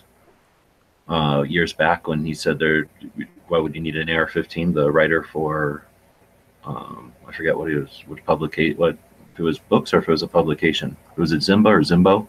Yeah, I don't know. Okay. Yeah, I mean, I've been in the gun space for 4.5 years. Something like that. So anything that happened before that, I know nothing. Oh, okay. And I say, from an industry standpoint, I mean, I shot as a kid. I shot in the military. I've owned guns since I was 13, and been around them since I was born. But I knew nothing about the industry. I didn't follow the industry. I looked at gun magazines a little bit when I was in college for a couple years, year and a half maybe. But that was really it. So I get lost on some of the references. As I get to know more people who've been in the industry for quite some time, I miss a lot of the references, because I don't know the people. I don't know what they did. I don't. Yeah. I get big gaps. Also, back in the day with the magazines and stuff, there was just, I mean, you had to really be into it to want to be into it. It wasn't like there was the variety, and there wasn't the sophistication, I guess, of the content. So it was a lot of buyer's guides, and it was a lot of just, here's a picture, and then here's how this guy uses the gun, and you didn't have 100 different writers' experiences to know about. So the few dozen or whoever we had is who we had. And a couple of them, like Masada Ayub and others, are valid, and they've still stuck around. But others, I guess, testament to their abilities that they're not household names. Is that the way to say it? I guess. Yeah. So the challenge that I'm facing is with all of the resources required to do good written content, and the risk associated with doing video that you don't host, how to move forward when my solution to get more content out, because I think that Gear Report, for the number of articles we've got over 600 articles published. We got, 250, almost 300 videos published. We should have more traffic than we do. We should have a bigger following than we do. And I think that the formula for success on the web, one of the huge cornerstones of that success is consistency. And that's something that we've never pulled off. And in large part because I didn't care for years. It was a one-man show for half of Gear Report's existence at this point, maybe a little more. And then we ramped up over the period of a couple years, from one person to two to three to maybe four or five. And it's been a kind of gradual progression to we've really kind of picked up a number of people in the last, 4 or 5 months. A lot of good people doing a lot of good writing, putting some good content out there. But we're getting to the point where we can start to develop that consistency. But as a little 1, 2, 3 man shop where we had real jobs and we're just kind of dabbling and learning, that consistency just wasn't there. And I think you develop habits in life, and we developed some habits of not caring about being consistent because it wasn't attainable. Do you mean consistency timeline? Do you mean consistency? Correct. Yes. Format of the article? Okay, then I'm going to challenge that one. At least I don't want to catch on the send you on your way with that one, because I'm definitely aware of social media and I understand it, and I'm not against it, but I also am not overly thrilled with what it's offering, and I don't think it's going to last forever. It's certainly been useful for a few years, but I really don't think that people are so dumb that they're going to be content with it. So, so I guess what I'm saying is that the consistency as far as timeline definitely applies to platforms. When I'm doing stuff on Instagram, I know what time of day I need to do it. I know what times a year I need to do it to grow. I know, all these things. If I want to grow, I know I can do it. If I want to get a message out, I know how to do it. I know the recipes, at least recipes that work for me and my audience, right? And those are all about, like you're saying, regular. And it doesn't honestly have to be too regular. You can definitely take times off and stuff. It's just that if you're going to work with the streams, you definitely have to be adding something to the stream. I don't know if we've talked, I've definitely used the analogy, the river and the lake. The internet, I like the internet that's the lake. It started out being a lake. The internet has recently, in the last few years, turned into more of a stream, and people get accustomed to sitting on the side of the stream and watching the stuff go by. They don't retain anything. They barely remember the stuff that went by. They don't know where to get it. The platforms that are available make it almost impossible. I really do think they make it deliberately impossible to find the stuff as far as an archive. Where when you and I coming from it as we want to create an archive of useful stuff, we're creating lake. We want to be able to go fish in a lake and pull out this kind of fish. Go fish in that part of the lake and pull out that kind of fish. If I use this bait, I get this kind of fish. If I want to go water skiing, I know where to do it. If I want to go swimming, we're using this lake together, and it's a useful, awesome resource. And it accumulates just like a lake, and it fills. And you can always go back to things, and then you get less duplication of effort is necessary, and you can have reputation and stuff that isn't based on look at me kind of garbage that you have to do on a river. If you're watching something go by in a river, it has to be a big deal. It has to be elaborate and showy.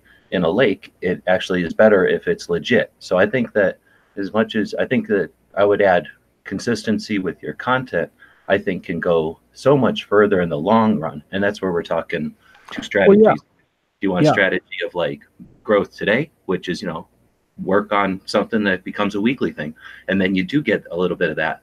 But if you build it in a way that it adds consistency structurally or content wise, you're accomplishing both goals at the same time. Yeah. So, and I wasn't, when I was saying consistency, I wasn't even thinking of social media. I was thinking in terms of, if you look back at older media, newspapers, if if the newspaper comes out every day, then you get in the habit of picking up that newspaper when you have your coffee in the morning. You get into the TV era, and if the news is on at 6 o'clock every day, you get in the habit of sitting down watching the news. Now with the internet, if every day people tend to hit certain sites to see what's going on, whether it's news or entertainment or whatever. People are creatures of habit. And I think that if you want to leverage that, regardless of whether you're talking about social media or print media or periodical, like magazines or newsletters or whatever, if you want to train your audience to keep coming back, then you have to have a consistent delivery. And I'm not applying that to social media. It's true in social media as well, but I was generalizing for any kind of media. Consistency is the key in training your audience to keep coming back. Because that I think is our job. That's our goal as content creators, is to train the audience to keep coming back. And that's what I'm working on right now. And part of solving that, given that it takes so much time and effort and resources to put good written content together, and there are a lot of products that people would be interested in reading reviews on that I'm just not going to do because it's not worth it. When you look at that equation of value, there is not very much likelihood that it's going to be worthwhile. I have, there's the opportunity cost of, if I spend an hour on this, that, everything else in the world didn't get that hour. So what else could I look at during that hour? And there's always something bigger, better, shinier. It's going to have a better ROI, whatever. So there are a lot of things that given this 10 hours to produce an article model that we've had for years, they can't even get considered. But if I can get that down to 45 minutes or an hour to produce some meaningful content, well, now I can look at it. There's a whole lot more stuff I can look at if I can knock it out quickly. And that's where I'm looking at streaming, with the idea that if I stream on a platform like YouTube that saves it to where I can export it to other places, I can download it. I'm able to, with tools like Open Broadcaster software, or I'm playing with Streamlabs OBS right now that'll let me work it like a control board.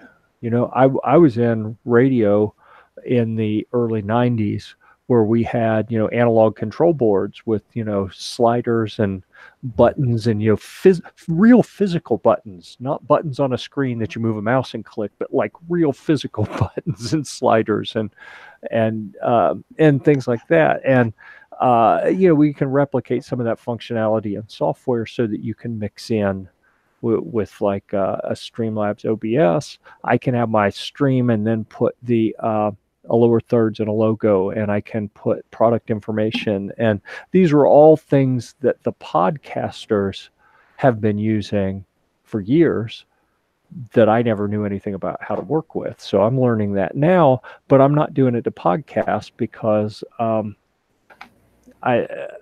have consistency issues in my personal schedule, with pretty soon I'll have 3 kids in high school, and I was at a swim meet today, for example. So it's the things like that are always popping up. I can't commit to a broadcast schedule, but maybe I can commit to, every day. My goal is every day at 5 o'clock, I want to have a new article drop on Gear Report. We're not there yet.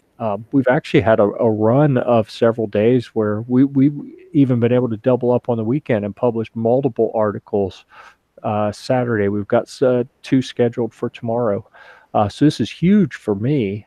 I could never do this by myself. So having more people on the teams allowed that, but we're still limited by the time commitment. So I'm hoping there are a few of us that have been playing, and we're about to go from the alpha where we're testing everything behind closed doors into a beta mode where we do some actual reviews. I got to stop turning around looking at my studio that I have set up. The lights are set up, the camera's set up, I got the desk cleared off, I got some interesting guns on a backdrop, and I have a presentation area there in front of the camera with some products sitting there that I think I can do 15 minutes of setup and get the background for the stream created, everything done to get it started, 5 or 10 minutes of on air, and then another 10 or 15 or maybe 20 of shut the stream down, add some comment, description type stuff, do a container page on Gear Report where I can embed that video with some affiliate links and things, publish, share it around some of the social media platforms for our distribution, and be done in 45 minutes or an hour and have a new unique piece of content. If we can boil it down to something like that, then from a consistency standpoint, I can maybe get to the point where I personally am doing 3 or 4 a week. Oh, that's a big schedule. I'd love to, but I've got you wouldn't believe the backlog I have. Like, it's embarrassing. It really is, because I don't even know how to describe that, because after, I don't know how long it takes for you to just say, all right, I'm starting a new list, but I've got years worth of, like, I just have to go, okay, this is an old computer or something, I'm starting a new list. Yeah. Like this, my whiteboard's full, I'm erasing it and starting a new list, because it's, you just get to where you've got 6 or 8 things back, and then you're like, okay, this, even if I got to this whole list, some of these things don't even apply anymore. Right. But yeah.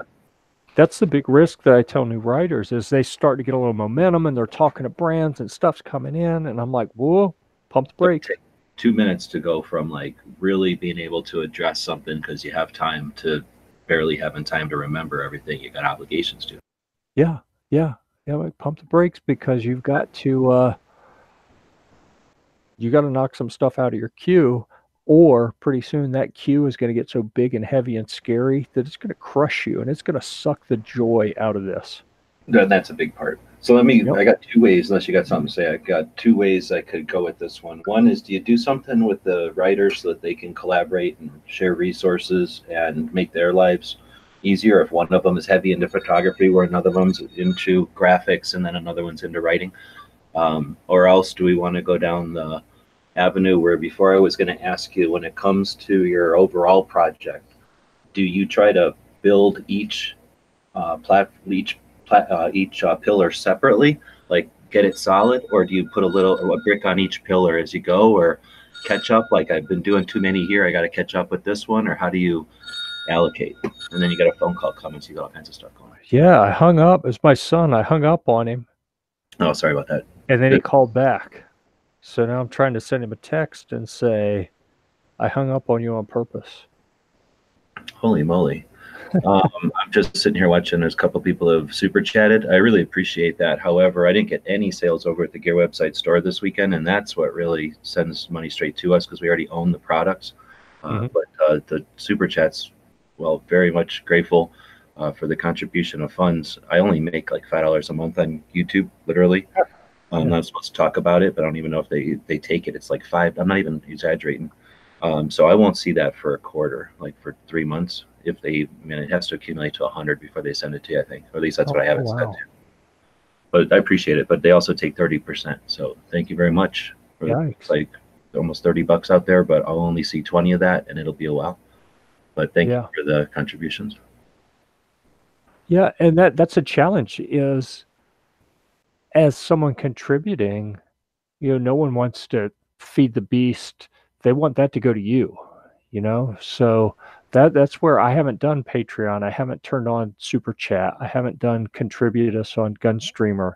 None of that stuff, because Gunstreamer, I wouldn't mind them getting some of it, but I don't want YouTube getting a penny. Although, I don't mind too much. I've got embarrassing amounts of money off of YouTube, but that's just me personally. And it's embarrassing amount of money for me. It's probably not even that much for a regular person. I'm out of touch. I don't know what regular people make. So it definitely allowed me to do what I wanted to do for a while. And so I don't mind that YouTube takes 30% of mine, I guess, because I am a capitalist, and they provide us a platform that allows me to not just do what I do, but allows us to further our Second Amendment. We literally would not be where we are today without YouTube. So as much as I rail against the machine or whatever, we're definitely utilizing some resource. So again, I don't want to shame it. For giving me $27. I really do appreciate it. Definitely $27 more than I made yesterday. So thank you very much. Yeah, but that's where I wish there were some better options for people to make direct contributions where other entities weren't taking a portion of it. You know what I mean? But No, I guess that's the thing. the As a people capitalist, making I'm that not too contribution. concerned, because now that I'm play devil's advocate on my own complaints there, doing it in front of a bunch of people, there's value to that. And whenever somebody watches this two-way workshop, they're going to see the $27 came in from Chris, who I know, and Drew, who I don't think met. But thank you again for that. But it will be there, and we're talking about it, so at least it gave us something to talk about. But but fundraising, Yeah. I don't know. I think we're capitalists, and I mean, it's another topic already and a whole other thing. I wish Clover and Ghost were in here to talk about this one. But okay, so I don't know sports, right? There's sports, there's video games even, right? There's spectator sports, there's racing. So I'm sure there's, I mean, as soon as I say this, because I don't know about sports, I'm going to say there's professional and there's college. But do people really go watch like a bunch of people who are playing softball from like work? Just people that truly enjoy having fun with a sport game or whatever, like, and go play, just like with shooting sports. I mean, I go to the range and there's nobody's watching. There's no spectators just watching us practice at the range. Go to a competition, there's spectators. Those are professional shooters who are getting paid by sponsors, because their job is to practice all the time and be really good and make everybody entertained and impressed with their skill and with the ability of these machines and with their bodies, right? And the same thing with sports, I'm guessing. I know it's the same kind of thing with cars. You can go to the local racetrack, but very few people in that audience, besides the people who are involved with those races, I suspect. Most of the racers are going, or most of the spectators are going to professional race cars who are getting sponsored by all the different parts and fuels and whatever else, I don't know, sponsors race cars, but so that they can make a massive, awesome race. So if we want a massive, awesome resistance to tyranny and the Second Amendment, why do we require that our activists be part-timers? Why do we require that we do this in our spare time? Why are we shamed if we want to do this full-time? Why do we require that the national level organizations that have been around since the 70s are somehow going to master the skills that some of us have acquired, not through books or school, but through on-the-job training, working on this stuff? Why not? Why would anybody not want us as individuals to be semi-professional and kick the shit out of anti-gunners? Like, it's frustrating. And you as a gear reviewer, why would you want to have to pay for a magazine that has to pay for that publication and distribution and is beholden to the people who pay for those pages and that printing and that ink and those gas and those drivers and that 7-Eleven, how many they throw away, and people that throw a Slurpee on it and all that cost, when you could have a person who's interested in something passionately and interested in not just the item, but then reporting about it. We've always had more reviewers than there have been magazines to put articles in. We live in a time when the democratization of technology and distribution of information has allowed all of us to contribute to the conversation. And why would we expect Jeff to have to do this part-time? I mean, if he's truly passionate about this and he's freaking good at it, people, as capitalists, we should be offering you the subscription the same way we would as Popular Mechanics or Scientific Weekly or whatever that we value as information on a regular basis. Yeah. But anyway, so funding. That's an interesting topic, but it is, and I'll tell you, my opinion has changed a few times over the years. I mean, I have said a couple times, here's how I want to do it, and I don't want to consider anything else, and then later find myself going the other direction because of economic realities. So the market changes and people's habits change and the cost structure changes, and where we can get money easily versus much more difficultly within the whole ecosystem. I think it makes it this kind of never-ending discussion because it's so fluid, and it's absolutely critical because there are a lot of people who just love it and they will have some level of input. It's one of the frustrations I have. I sometimes describe myself as a professional reviewer because I do make money off of producing reviews. So, technically that makes me professional, right? But I've gotten pushback from people. Well, I don't want that. I just want people who bought it. I want to hear what they say because they don't have any vested interest in whether they say it's good or bad. And that's where, I spent a lot of time coaching new writers on building a reputation and building trust, and don't sacrifice that trust ever, because it takes so long to build, and you can't get it back. I don't care what people say. You never really get trust back.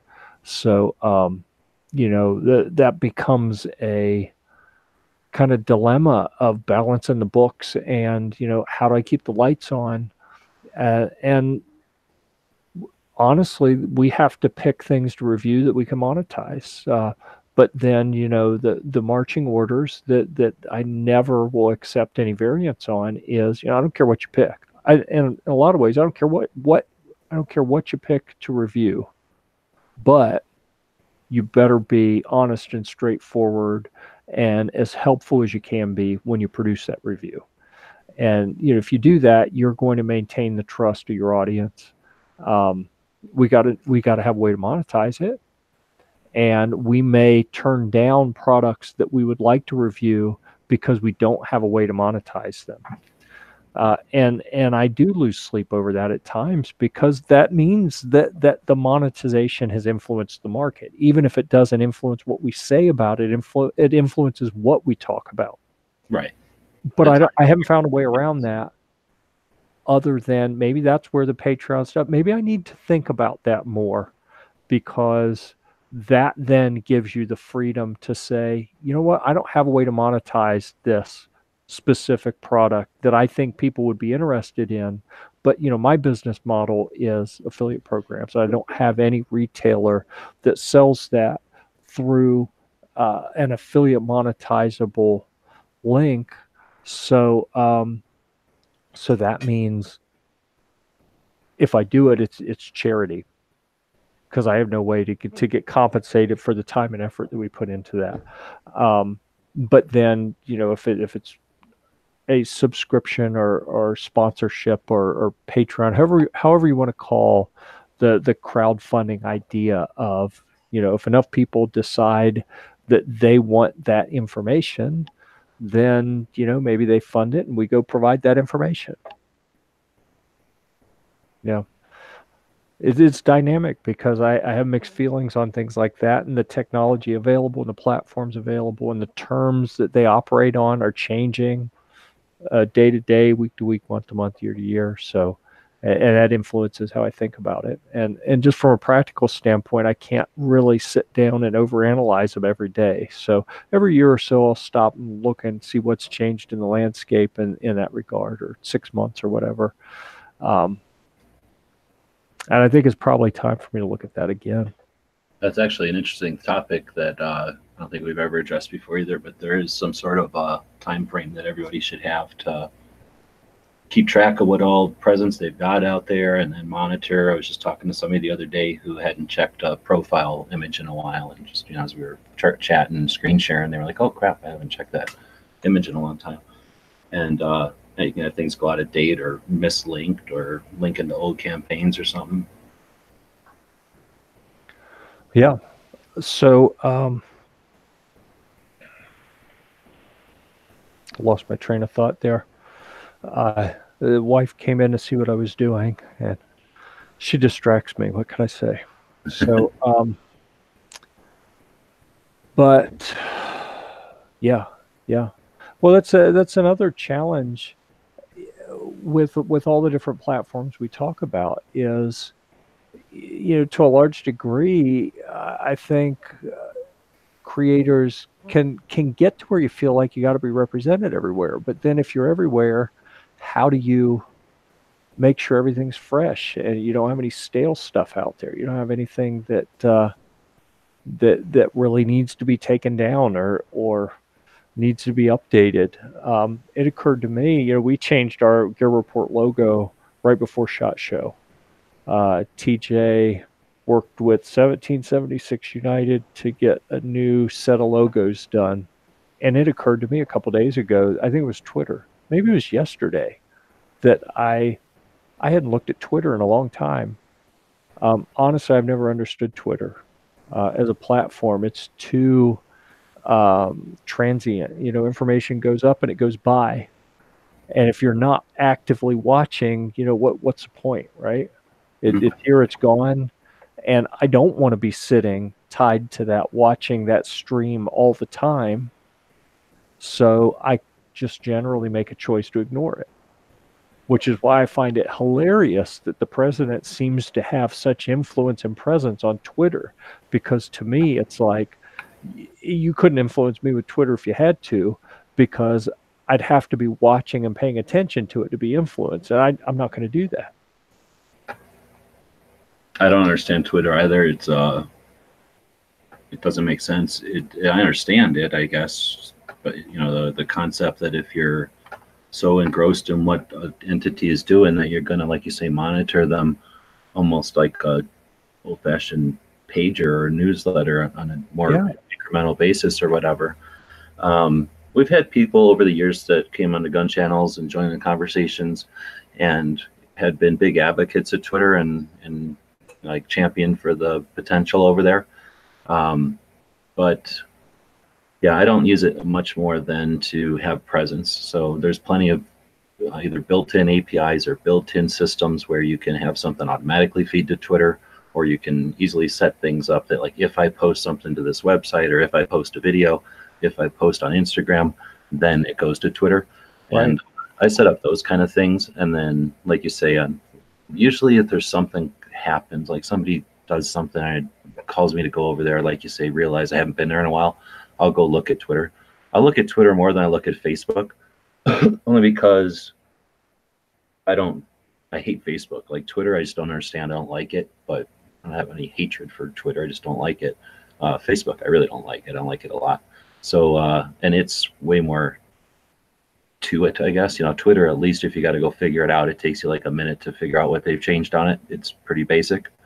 Facebook is just so elaborate that it gets too tedious to try to keep up. And then I get frustrated. When I look at Twitter, I get frustrated at the people that are over there in the conversations that are happening, and I just don't want to know that kind of stuff is happening. It's just such stuff. And Facebook's times 10. Like really, this guy's talking about this? I didn't need to know that. Like, I just don't need to know. With Instagram, somebody might say something, but it just goes by, and it's just a little bit different situation. There's, I guess, not the comment threads that'll happen and people justifying their crazy things or whatever. But I'm going to go back to what you're talking about trust. You mentioned trust there and being able to retain it, and that's something that I think there's a lot of levels to that. But I think the first thing I was thinking is, it's another reason I'm not a big fan of the way that the socials have evolved the conversations, because they're so transient, or whatever the word is, like using that analogy again of a river, because they can, because there's very little archived and little awareness or attention placed on what's already happened. It's all about what's next, or the new, or the current. What happens is, if they're untrustworthy, or they do something that's wrong, or they have an error, like you say, it's quick and dirty, but it's also very little consequence, because it's such a constant stream. Not only do they just ignore it, just like the mainstream media, when they make an error, they barely correct anything, and if they do, it's at the footnote at the last page of a newspaper. Same kind of thing with the socials. There's very little consequence, so they can be wrong, they can be untrustworthy, and the audiences might be offended and leave. But unfortunately, the new audience is going to come along, and with the way that socials are built, with the numbers and stuff, unless someone's so upset that they unsubscribe or cancel, there's some sort of a connection with that account, they might be distasteful of it and leave, but still be somehow associated with it. So they still have that accumulated reputation score, or that that subscription number that reflects the people that have come and gone. But the new people coming along see that number and go, oh, this must have value. Look how many people watch this, and are maybe completely unaware of the untrustworthy thing they did, or the incorrect stuff that they put out. And that's frustrating sometimes when you're creating content the way you're doing it, where it's literally there, forever.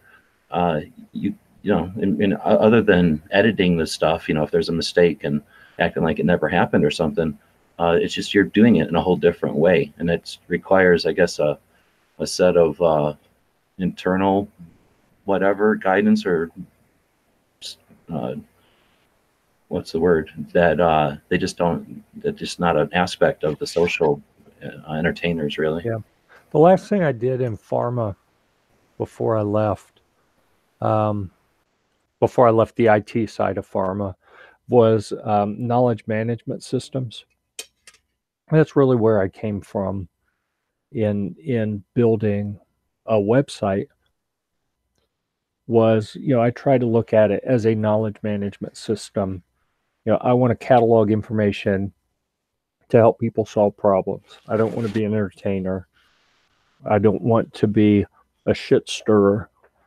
And I'll tell you, someone that confuses me, um, Johnny Bragg has a PhD in communications. He's a smart guy, but he's developed this Johnny Drama persona, and he just goes out and is a douche to people. And like I've met him, I've hung out with him a few times. That a gun guy? Yeah, he's a nice guy. He's Was it a gun?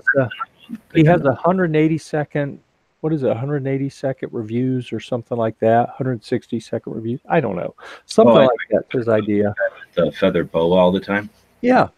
Yeah. And I get that some of the stuff initially, the thing is, you talk to him off air and he's not so flamboyant. He's a normal guy and he's fairly analytical. He gets on there and just starts Southern drawing it up and bashes people.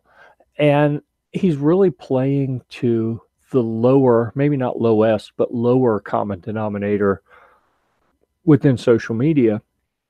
And it's aggravating when you see an intelligent person who is methodically playing to the lower common denominator, to me, because I look at him and having talked to him, he's smart enough that he could add value instead of adding a negative distraction, which is really what he's resorted to lately. It seems like a waste to me that he's got a lot of talent and is intelligent, and he could use his powers for good, I guess is what I'm getting at. And that's frustrating to me. And I'm always cognizant when we're playing in the social media space. A couple of the guys on my team, we have kind of this running joke that every now and then I'll get called out for being a whore.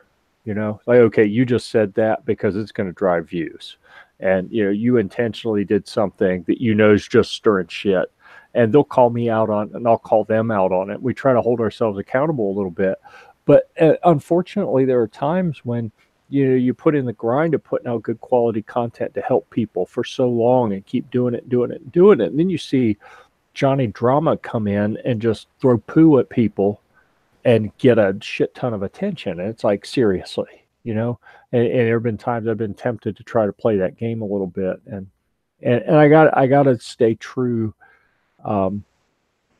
But part of it comes down to the financials. So if we have a certain conversion rate on the site for affiliate traffic, and it has remained fairly linear as the site traffic has increased and decreased. And as we lose traffic, we lose money. And we've come super close the past few years, several times, of me just flipping the switch and saying bye Gear Report, because it's financially unsustainable. And we're right on the edge right now. And I'm hoping that with some of the new folks that have come on board and the more consistent publication schedule, that we can kind of train the audience to keep coming back and keep providing them relevant information, so that we're not just a long-term information source. Because that lake or pond analogy you were using earlier is great when you have a really big, significant pool of content. But it takes years to build that kind of reference library where people are just going to keep coming back, because people will come back. They'll read something and they'll come back and say, okay, I really like that M&P 9 review. Let me see if they have the whatever, pick any product we haven't reviewed yet. Yeah. Okay, they don't find it. So then they may try one more time, and okay, now they come back looking for some other product we haven't reviewed, and they don't find it. Well, they're not going to keep coming back. If they keep not finding things, they're just not going to keep coming back. So you have to have a massive pool of content to really make a pure reference library type content model work. And it takes too long to get there. So we have to have some way of pulling eyes in, even if they are more transient, even if it's just, they're just going to look at one thing, they're never going to come back. At least they looked at it, maybe clicked something while they were there. I find myself, looking at things kind of from that perspective a bit more lately as well, of really trying to find what's the balance of the approaches to take, because I don't want to get so I've taken a very long view in what we do strategically, but if that long view means that all the ideas die on the vine because the resources weren't there to continue doing it, then what's the point? You got to survive. You got to survive the battle if you want to win the war, and I have to remind myself that sometime. It's great advice, and I don't take it enough either. Yeah. But that again, that's where I'm looking at doing more of the. I don't want to do just live stream reviews with no production quality, but how I have it set up in a studio where I control the ambient noise. I'm not getting wind noise. I'm not getting reflected noise that bad. I control the lighting, and then having some overlays for branding and just making things look more professional. I think that's going to work for us, and we'll be able to churn out a lot more content more quickly so that we can get people coming back more. And that's kind of the recipe right now for making this a sustainable effort. And then, we'll still do the occasional more heavily produced video. And we'll still do our, the long form written reviews that we're known for. But I think that mix is what is going to be required to survive. Speaking of produced video, did you see the email I sent a day or two ago with an opportunity to do some video? Talking about Phoenix? No, the other one. Let me go look. It involved being flown to New England and paid to shoot and edit some video. Oh, no, I didn't see that one. So, okay. What was the title of that one? How long ago? I don't remember. Was it in with another one? I don't think so. I thought I included you on that. I certainly meant to. Let me, all right, I'm scrolling through email to see if I can find it. That would have been Thursday, Friday. A publication, an online publication, reached out to me and asked if I could go do video support for them at a major brand shooting academy. Very cool. And I don't want to. It's not your thing or whatever? It's one of those where you got to sit back and go, what do you want to be when you grow up? And I am launching a new service at my digital marketing agency. I'm expanding my staff at Gear Report and potentially, adding additional content areas, because we do camping and firearms and military vehicles. And now I've got a travel writer as well that did a really neat video series. If you ever get bored, you want to go watch Epic Ride. I think this was season 3 or 4. He rode his motorcycle from North Carolina down through Mexico. He ended up in Canada at one point, documented it all. Really pretty cool. But anyhow. That's one of the writers. That's something that he did on his own, or was that like a project? Yeah, that's something he does as a travel writer. He did that, and he shares it through his own platform. But I've supplied gear to him for a few of those epic rides, and for him to take along, because we do some camping backpacking content, and I really like backpacking. I just don't have time to do it, but I'll get backpacking gear from brands and provide it to him when he does his motorcycle trips, because he's basically backpacking on a motorcycle. And then, which reminds me, he sent me a couple reviews I forgot to publish because I got busy in other things, so I need to go find those. But yeah, Marty, his channel, Sullivan Sight Works on YouTube, which I needed. I've advised him that he should change the name to be more relevant, but that's a brand he's had for a while, associated with a business that he runs. But he does Good Motorcycle Morning is his main show for that kind of stuff. So we're covering different areas like that as well. But with all of the different things I have going on, I don't really want to travel right now.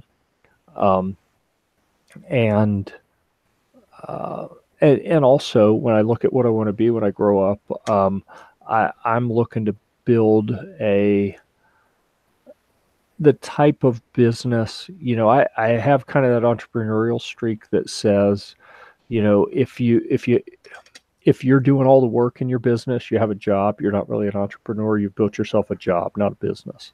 Yeah, if you are building a business, then you're doing strategy and you're facilitating everyone who works in the business, but you're not actually doing the work in the business. I mean, your job is making sure that they can do the work, that they have everything they need, that you're removing roadblocks and setting them up to succeed.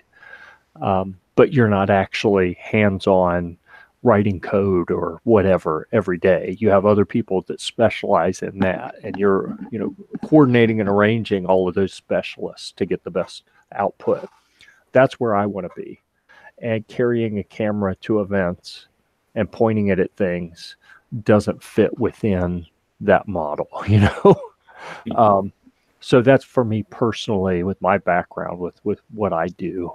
I went and got some fancy book learning in running businesses, so I want to kind of move that direction. And it, honestly, for this particular opportunity, it sounds like a fun, neat trip. If it wasn't so busy, I'd probably do it just because it's fun. But I wouldn't want it to turn into a regular thing where every week or three, or even 3-4 times a year, I get a call, hey, can we fly you somewhere to do this? Well, I was in the Air Force. I flew all over the world. I'm tired of flying places, I know a lot of people who would be like, wait, they want to pay you to fly to go to this big shooting academy and video a bunch of professional shooters, and then they said I could stay for a couple days. They have a big shooting thing going on with some of the big 3-gun, shooting competitors. I could video that as well. And I'm like, yeah, that sounds like it could be really entertaining, but I'm trying to build a business right now. So for me, the timing's not right. A year ago, I probably would have said, yeah, I'll do that. But the flip side's I'm not a professional photographer or videographer. I've done some, and you go look at what I've done on YouTube, and some of it's good and some of it is terrible. But, I think I'm at a level that, they've seen what I've done and they're content with it. And that's why they asked me if I could do it. And I said, here's what I'm going to do. I'm going to circulate this among some people I know that are better at this kind of thing than I am, and see if any of them want to do it, and if it fits into their schedule. And if it doesn't, then maybe I'll consider it, because the big publication, I know one of the owners. I consider him a friend, and if he needs help, I'd like to help him if I can, but I feel weird. I feel like I have to apologize and explain why I'm not all over this opportunity, because I know a lot of people in the industry who would be like smacking me around right now. Like, what? Are you insane? Do you know the kind of opportunity this is? But, it's like when the Air Force called me. I'd been out for a couple years, and they called and said, hey, we got a pilot slot at the tanker wing that's near your house. Do you want to come interview for it? And I was like, I wanted more than to be an Air Force pilot for 15 years. And they called me, 6 months after I set that dream aside and said, I mean, I am a pilot. I have a license. I can go fly planes. I can do that. But I didn't want to do it as a job anymore. I wanted to desperately. But at that point, my life had changed. My goals had changed. I said, this doesn't fit for me anymore. So thanks. But yeah, I'm not even going to come in and interview. So, life changes. Yeah, don't have to take every opportunity that comes along. That's for sure. I mean, you'd be basically drifting along with the current if you did that. Yeah. I mean, I'm incredibly flattered that they think I have sufficient talent to fly me up there and, put me up and pay me for what I would do. But, not something I want to do often. Maybe occasionally if I'm not too busy, it'd be fun. But that's where I look at other people and say, I'm sure that there's someone in my circle of friends who is more skilled at this than me, who would salivate at this opportunity. It would fit into their plan for where they want to go and not be a distraction or, a side gig to make a couple bucks this month while I'm getting the agency, the new service offering at my agency up and running. I'd rather someone who's going to appreciate it and use it as a stepping stone to bigger and better things or a more frequent gig. Because, I mean, let's face it, if this is what you want to do, this is a great opportunity to get in with a big publication and get your name out there and your work out there. So that's why I circulated it around to people to see if we can find a better fit.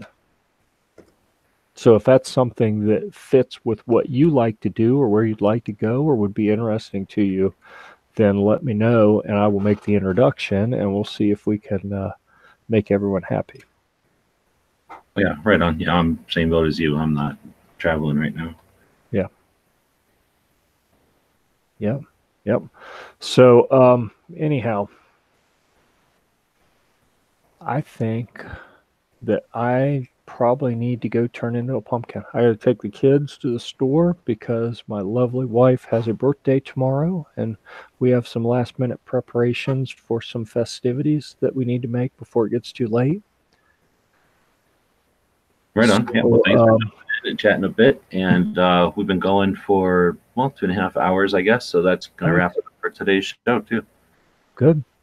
All right. Well, I hope someone's got some value out of it. I apologize that if anyone left any kind of notes while we were talking, every other time I have logged into one of these discussions, I have opened up Windows so I could watch the chat in real time. And for whatever reason, I hadn't opened anything. I haven't seen any of those. You mentioned a couple, and I was like, oh, yeah, I didn't even open to see if there's any chat going on. So I apologize if anyone tried to be interactive and I ignored it. Don't worry, there wasn't pretty much, I think I addressed most of everything that was coming in. There was just a few people watching for the most part.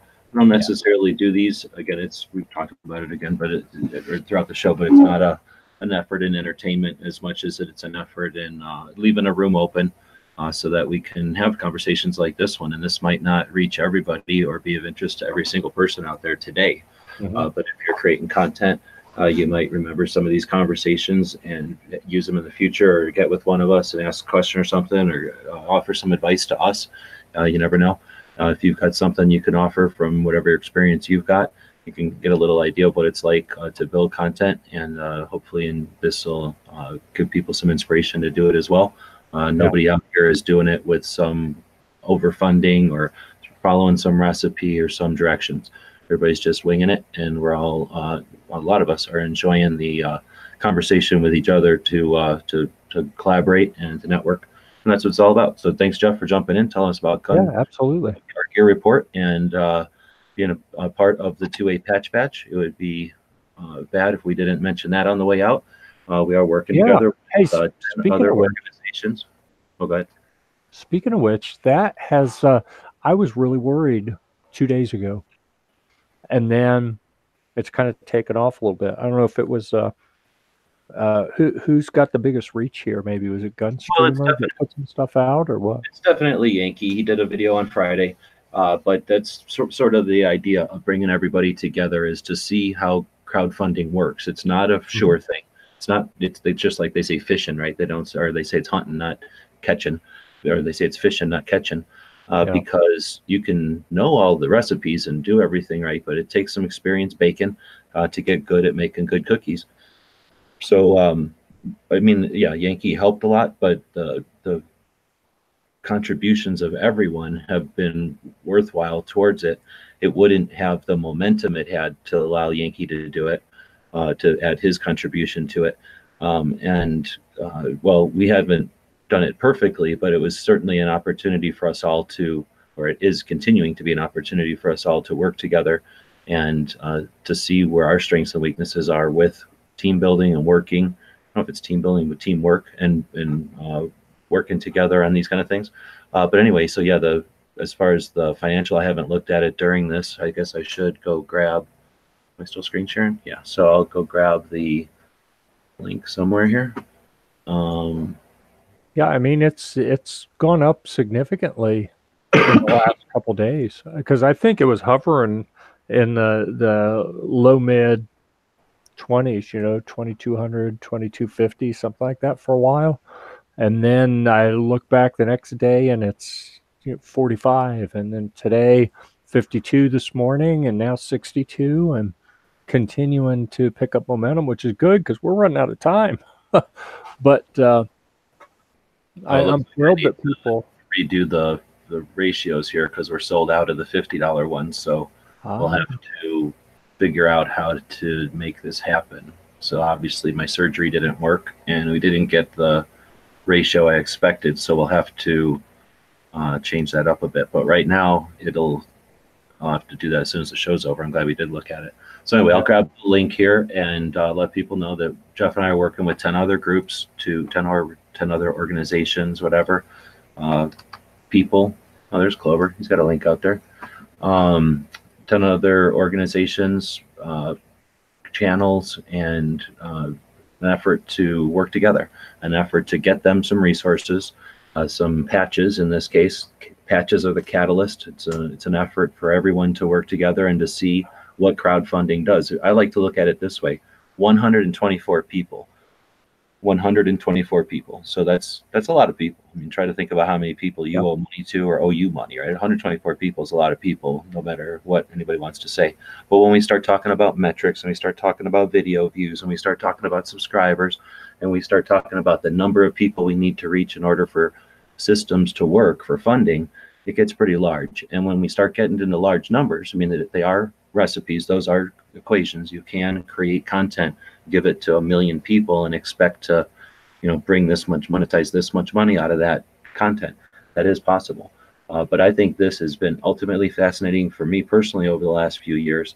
And I think it has a lot of potential for not just the Second Amendment, which is vitally important, especially when we're resisting things like Bloomberg, who seems to have an unending supply of money to fund anti-effective efforts, but for just the internet and just general interests in general.